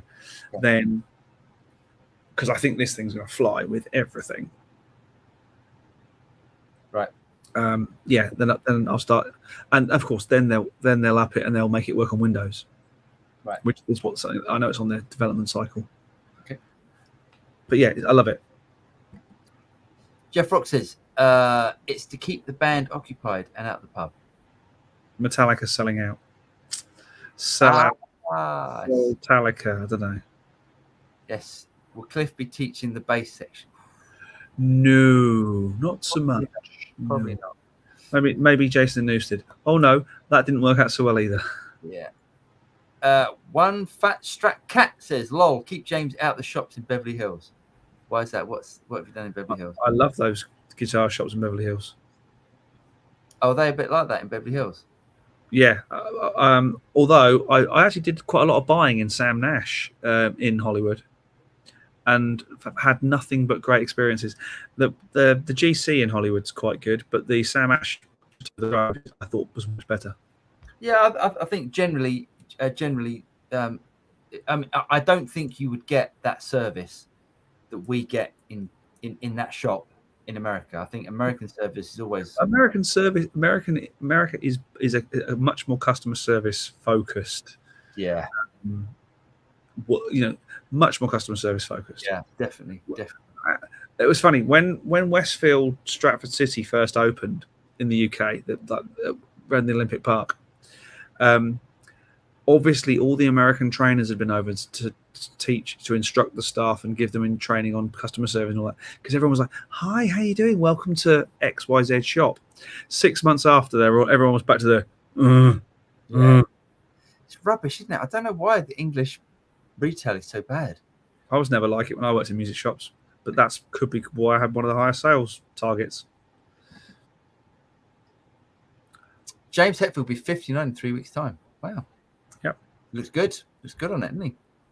Well, if Jeff Beck or Dave Gilmour and Andy Timmons would launch a course to play their stuff like they play it and talk about their influences, I wouldn't mind. Now, absolutely. I mean, Andy Timmons is a different. Dave Gilmour's definitely so Dave Gilmour is on that level of Metallica, in earnings and that sort of stuff. Andy Timmons is still relatively unknown. He was in a relatively small band in the 80s. Yeah. And Jeff Beck's obviously an icon, but again, not up to the earnings of Dave Gilmour and Metallica. But yeah, you can imagine if Andy Timmons did it, I get it. I completely get it because it's it's a different level of even though one of the best guitar players ever, but it's a different level. It's a very niche market, isn't it? Yeah, definitely. I'm gonna just jump to this one. Ah, Matt. Thanks, mate. And Matt, I've just posted the links in the show notes. So if you want to join in, come and join us. Matt's coming on. Hang on. I'm lost. Where are we? Andy Timmons and yes, here we are. Okay, there we go. Boom. What do you think of the new PRS Modern Eagle 5? Still expensive, but excited they finally made a non-private version. Oh, I haven't seen that yet. Funny why that's not in the that's in guitar news. At this point, we need to invite or welcome into the show. Here's Matt. Matt's in the house. Hello. Hello. Good evening. Right? How are you? I'm looking a bit ragged. It's been a long day. All right, mate. It's all good. It's all good. I got a couple of questions for you. I've been pestering Paul with some A/B tests I've done on these UA pedals because I've got the 64 Deluxe hand wired. As if I turn my phone, is that showing? Oh yes, Lovely. So I've got that one, and then I've got the matchless, which is like my AC tone. Yeah. But then I was curious, so I got these two. So I've got the Deluxe and the Woodrow. Yeah, nice. And then I've got these ABY boxes, which allow me to come a stereo out of my pedal board, and then I can switch between either the pedals, or I can switch into my amp. And then out of the back of the amps, I'm just going straight into the interface, so I can use either. But what happened basically was I had a Vibro, an Eric Clapton Vibro champ, which was nice, beautiful, but it just has a volume controller champ, so you're very reliant on the controls. Sorry, the guitar tone basically controls everything and the volume. So I A/B'd it with this Woodrow, and which is a 55 Deluxe, so it's kind of like the older brother of a champ, and basically the tone was pretty much identical of the amplifier. Wow. However, on the Woodrow, you've got a few mods on there, and you've got tone control and different cabs and so on. So I kind of sat there and thought, this is a bit crazy. I've got a £1,400 Fender champ sitting here, and I bought a pedal that cost me 339 quid, and actually the pedal's more useful. So I sold the champ, and it went to a lovely home, and I started to pick up these pedals. So I'm just waiting for the Vox one to arrive. Oh, nice. Now my question is, I want to run the stereo feeds out of my ABY boxes to allow me to switch the pedals in stereo if possible. Can I ask why you're doing it that way as opposed to using the ABY box to switch between the pedal and the amp? Well, I'm basically coming out of the outputs of my G3. So I've got a left and a right out of my G3. That's the input into the ABY, and then one channel of the ABY is on each side is going to my amps, and then the other is going to the input on the pedals. See, yeah. So I'm thinking what I need to do is do a sort of the bit that's coming out to my pedals. I need to put that into maybe a little switcher, like a Gigwig Quartermaster or something, and then send the outputs of each sort of loop to the input of the different pedals, so I can then isolate the pedals and click between them, and then the outputs of the pedals actually are going to go straight into my interface because I've got enough inputs to take them straight out. So I just kind of need something that is an isolated switch, if that makes sense, for the three pedals. But I'm guessing because I've got to do it in stereo, unless I can get a switcher that's like stereo, I'm going to need 2 separate switches, one for each side.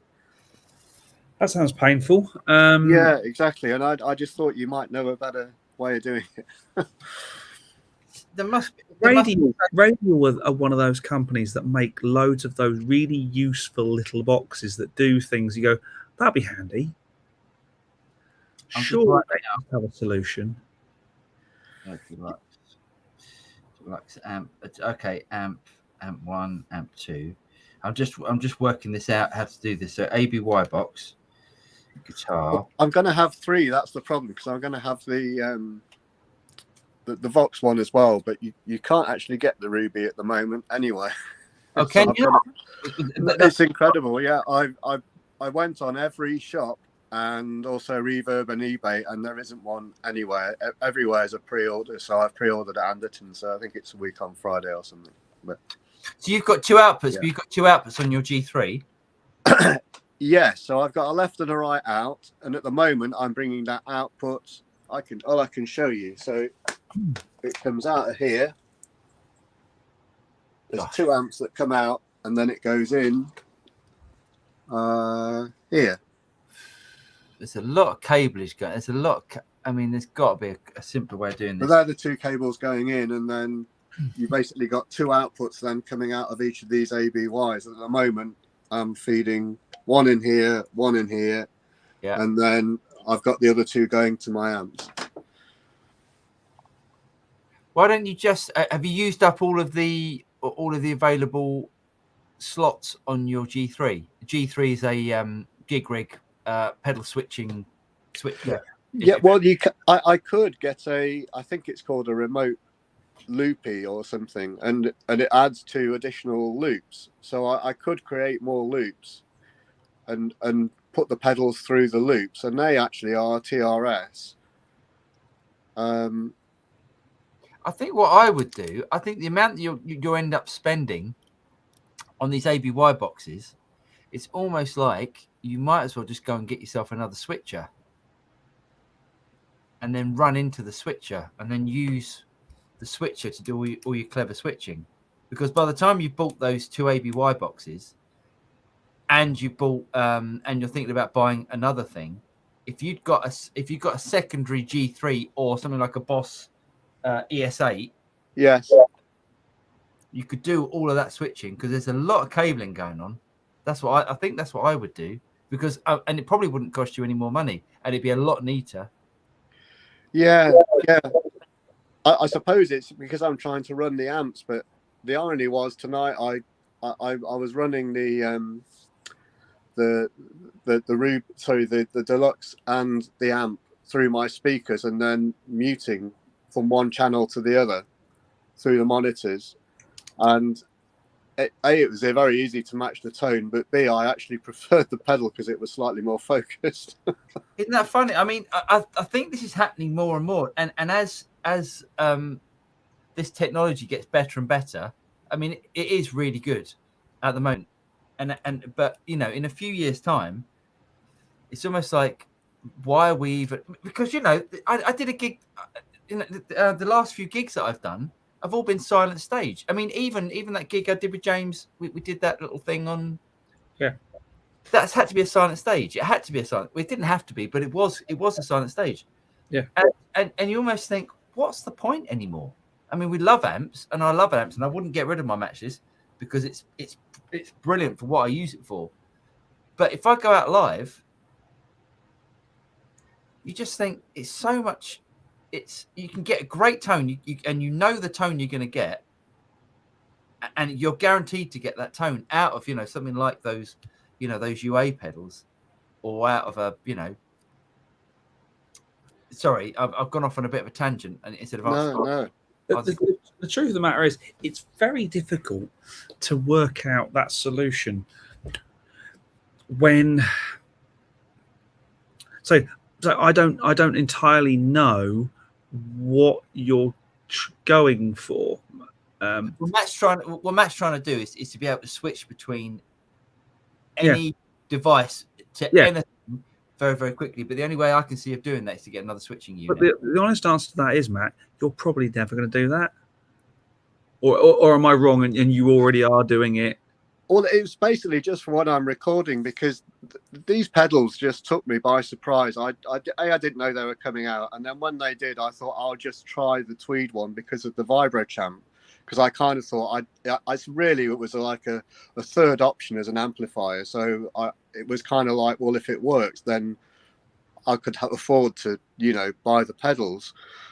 But then what I found was that the big difference about these and say the Kemper or I've forgotten the name of the other one now that wasn't good but has become very good. The Neural DSP, Quad Cortex. Yeah.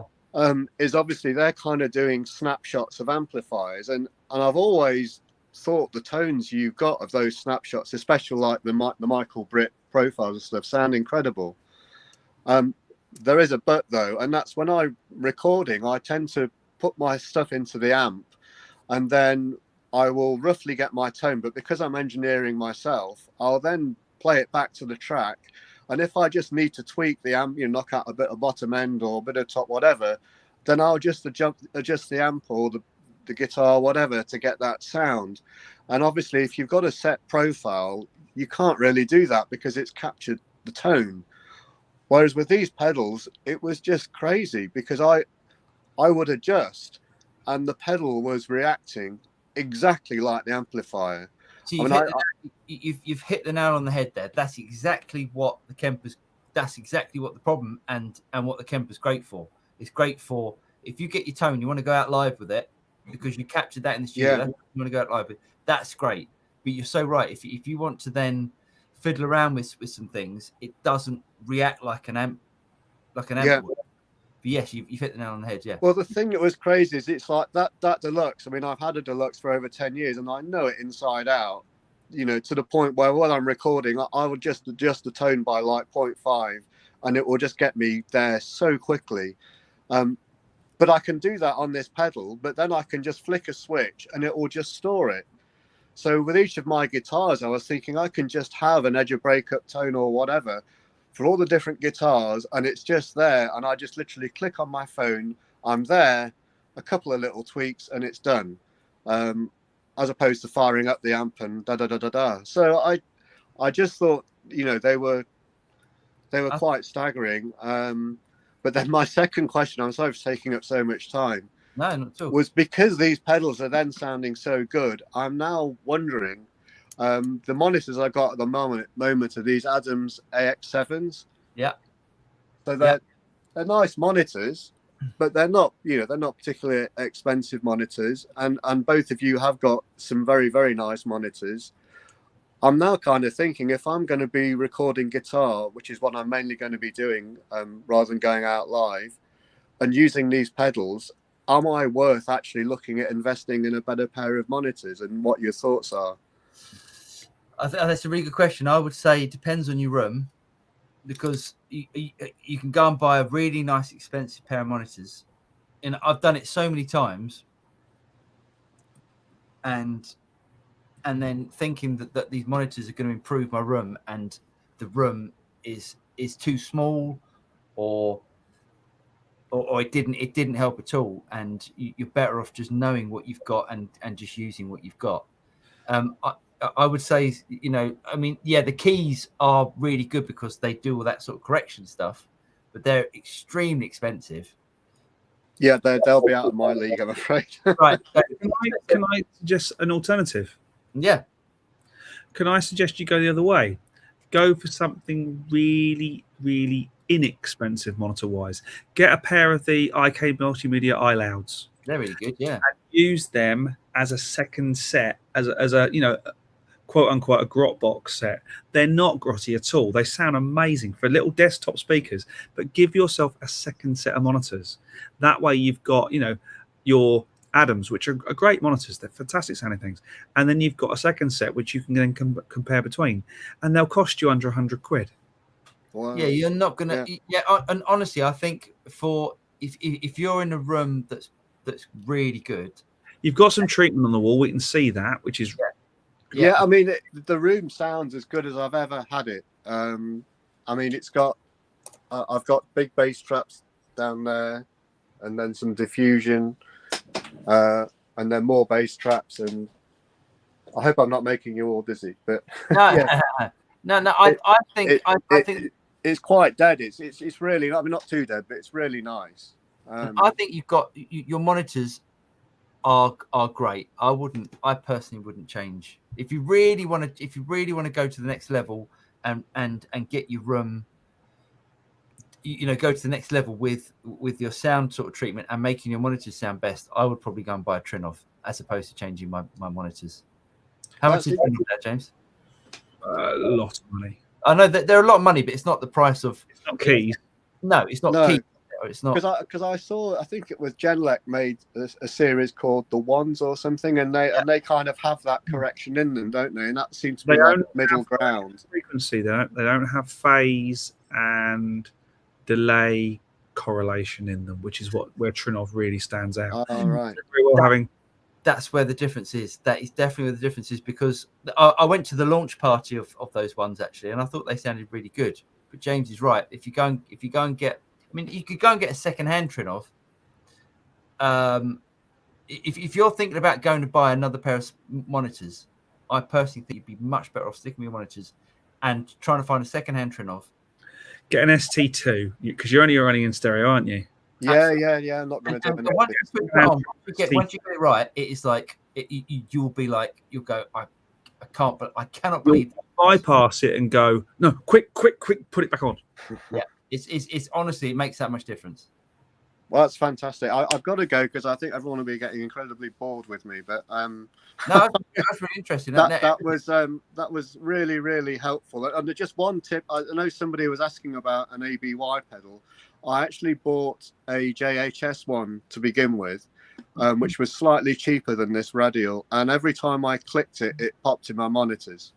So I actually sent that back straight away, and I upgraded to these these radial ones that came today, these Twin Cities, and they're perfect. And they've also phase. They've got phase. Yeah, they've got a phase switch on it. They've got a ground lift as well, and yeah, really simple. Works right. Absolutely bang on. I was going to get the gig rig one, but they just don't seem to have them. So that's why I look somewhere else. There's a component shortage worldwide. Oh, right. Yeah, that's probably what it is. Thanks ever so much anyway, and thanks for all you do. It's brilliant. Yeah. Cheers, Matt. Thanks, mate. Right. Take care. Speak soon. Bye. Bye. Great stuff. Okay, let's power on through because we need to get through these. Matt's nice gear, isn't he? Yes, indeed. Let's go. Andy Guitar. Okay, live. The Andy Timmons thing is actually available. Nice. Buy an APB. There Definitely. Jeff Fox is okay live. I have a Brian May Starlix VHS cassette. I've still got the BB King one somewhere, and I saw online on YouTube the Lukather one is still available. Is it? I remember watching the Malmsteen one. The Malmsteen one. It's so funny. It's so pretentious. It's so funny. It's hilarious. So bad. It's so bad. SD, use the Maxis money and get a Magnatone panoramic. That's actually a lot. I think the panoramic's about $4,000, so that's a lot more money. But yeah, great. Really good amp. Get a power station. As in, buy one because of running all this stuff. Maybe that's what that means. Pete, good shout. That is a good shout. Is that the Pete 4 amp? Yeah, that's a really good shout. That's a really good shout. Nice one. Match this money. Buy a match pair of Brawner VM1s. You would not get a pair of Brawner VM1s for about another 3 or 4 years, because go on the Brawner website and see what's going on there. It's not great. Max, I agree. They are some of the best microphones I've ever used, and certainly the best new microphones I've ever used, other than that one. But you struggle to get older one, or certainly a matched pair. There we go. Andy Guitar, hey, thanks. We'll look into it after the show. Why sell the matches? I thought you.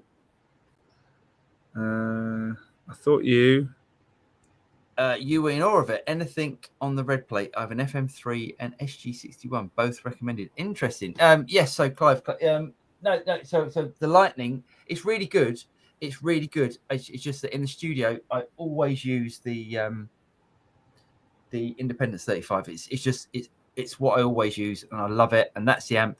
That is my amp as far as I'm concerned. The Lightning, I'm not. I'm gonna. And I think at the moment I'm going to keep the red cat, the bad cat. Sorry. Yes, they're both quite similar, to be honest. They're both quite similar. Paul, buy a Sir SL68. So you had the Van Halen thing on the stable. Nice. That's a good chat. I was thinking of a twin sister, a Friedman twin sister. But Nice. yes, good shouts. Buy something you don't have, something you wouldn't usually consider. A Serotonin ODS, HF. Yeah, something like, and as Clive said, something like that red plate. The red plate, I can't remember what the problem was. It was, we spoke to red plate, Clive, and it just wasn't worth bringing it over. Clive says, if you're in awe of it, anything on the Sorry, that's the same thing. XFX, look up a guy called Steve Jordan. He's done demo work for them. He did a show local to me and invited me to come play. Oh, nice one, Max. Not a bad drummer either. Yeah, different Steve Jordan, I'm sure. I think so, yeah. By a Tone King Sky King. I've had a Sky King. Didn't like the Sky King. The XFX 3 is incredible. Get one. Oh, there we go. King of Tone by a good clone. A guitarist told me today that the Boss OD1 was the best overdrive he'd ever played. Now look for clones. I can only play one Metallica song on my guitar. It's Seth, but true. Very good, Lee. Very good. Gal7615. Hi, guys. Saw him a bit late. Have you seen Andy Timmons playing his Halo pedal on that pedal show? It's amazing. Oh, I haven't seen that. I've got to watch that. That's nice one.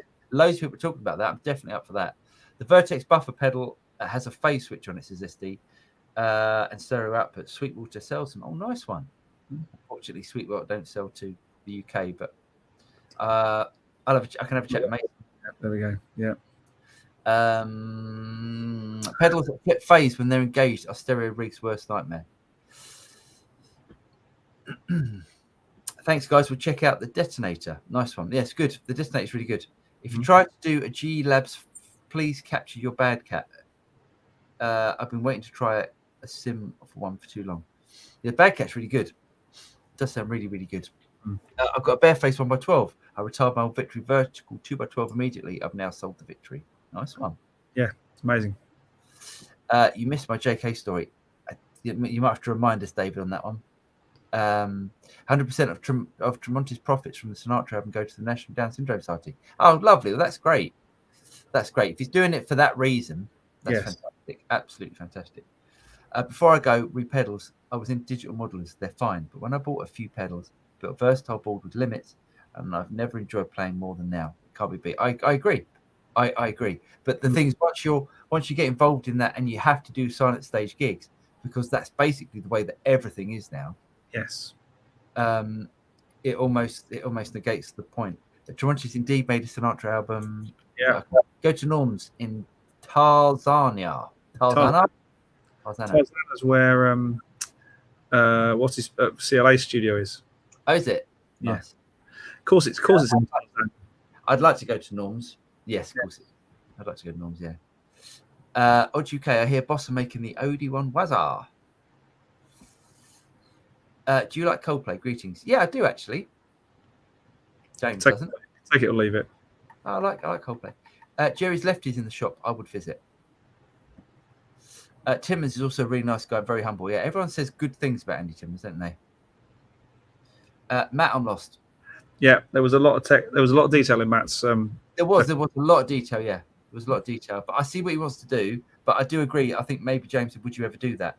It's sometimes you end up having a lot of options. And thinking, how can I do this? How can I do this? And you end up buying all this stuff, and then actually you find that it's actually easy just to unplug something and plug something into something else. You'll never do it. Lately do loads of splitter boxes, like the radio stuff. Yeah, they're nice. They look cool as well, the lady stuff. Really good. Paul Skull gives us a look behind the scene of how his lighting is set up. Bit of shimmer there, mate. It's unbelievable. Shahar Bar. Afternoon tea for dummies. I just didn't see 3 lights. Well, you did right, mate. There's one there. There's one there, and there's one there. You did right, mate. Absolutely. I put a bit of I don't know, some whatever you call it. Anyway, Matt, right? Be disappointed with the ruby. Yeah. But bit of powder. That's it. Not be disappointed with the Ruby 63 when you get one. Nice. I still haven't tried for these. I'd try one. Max says, "How about a MIDI controlled switchcraft patch bays?" Since not, that's a good shout. Or yeah, but come on, you're talking. That's a lot of money. I know, but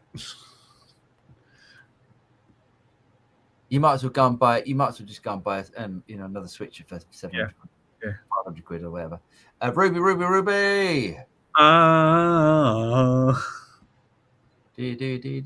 Max Hodges, invest in acoustic control room first. It makes everything else sound more expensive. I agree.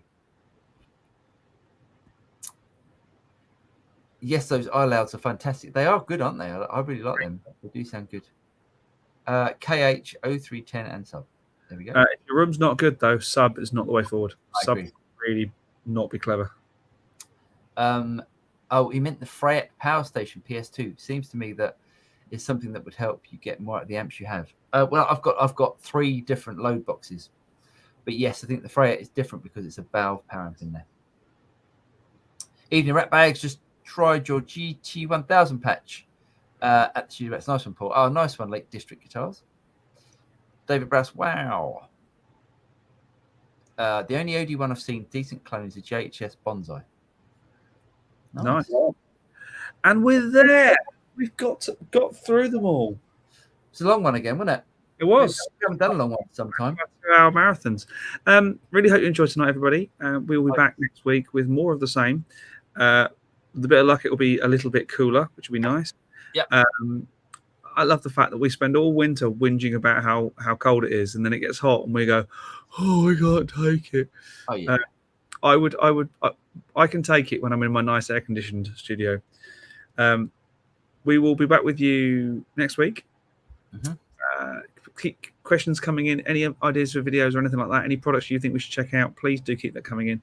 You can reach out to us via the StudioRats.net website. But for now, my name's James Ivey. Paul Drew. From the Studio Rats, we will see you again very soon. Take care. Have a great week and see you next week. Bye-bye. Guys.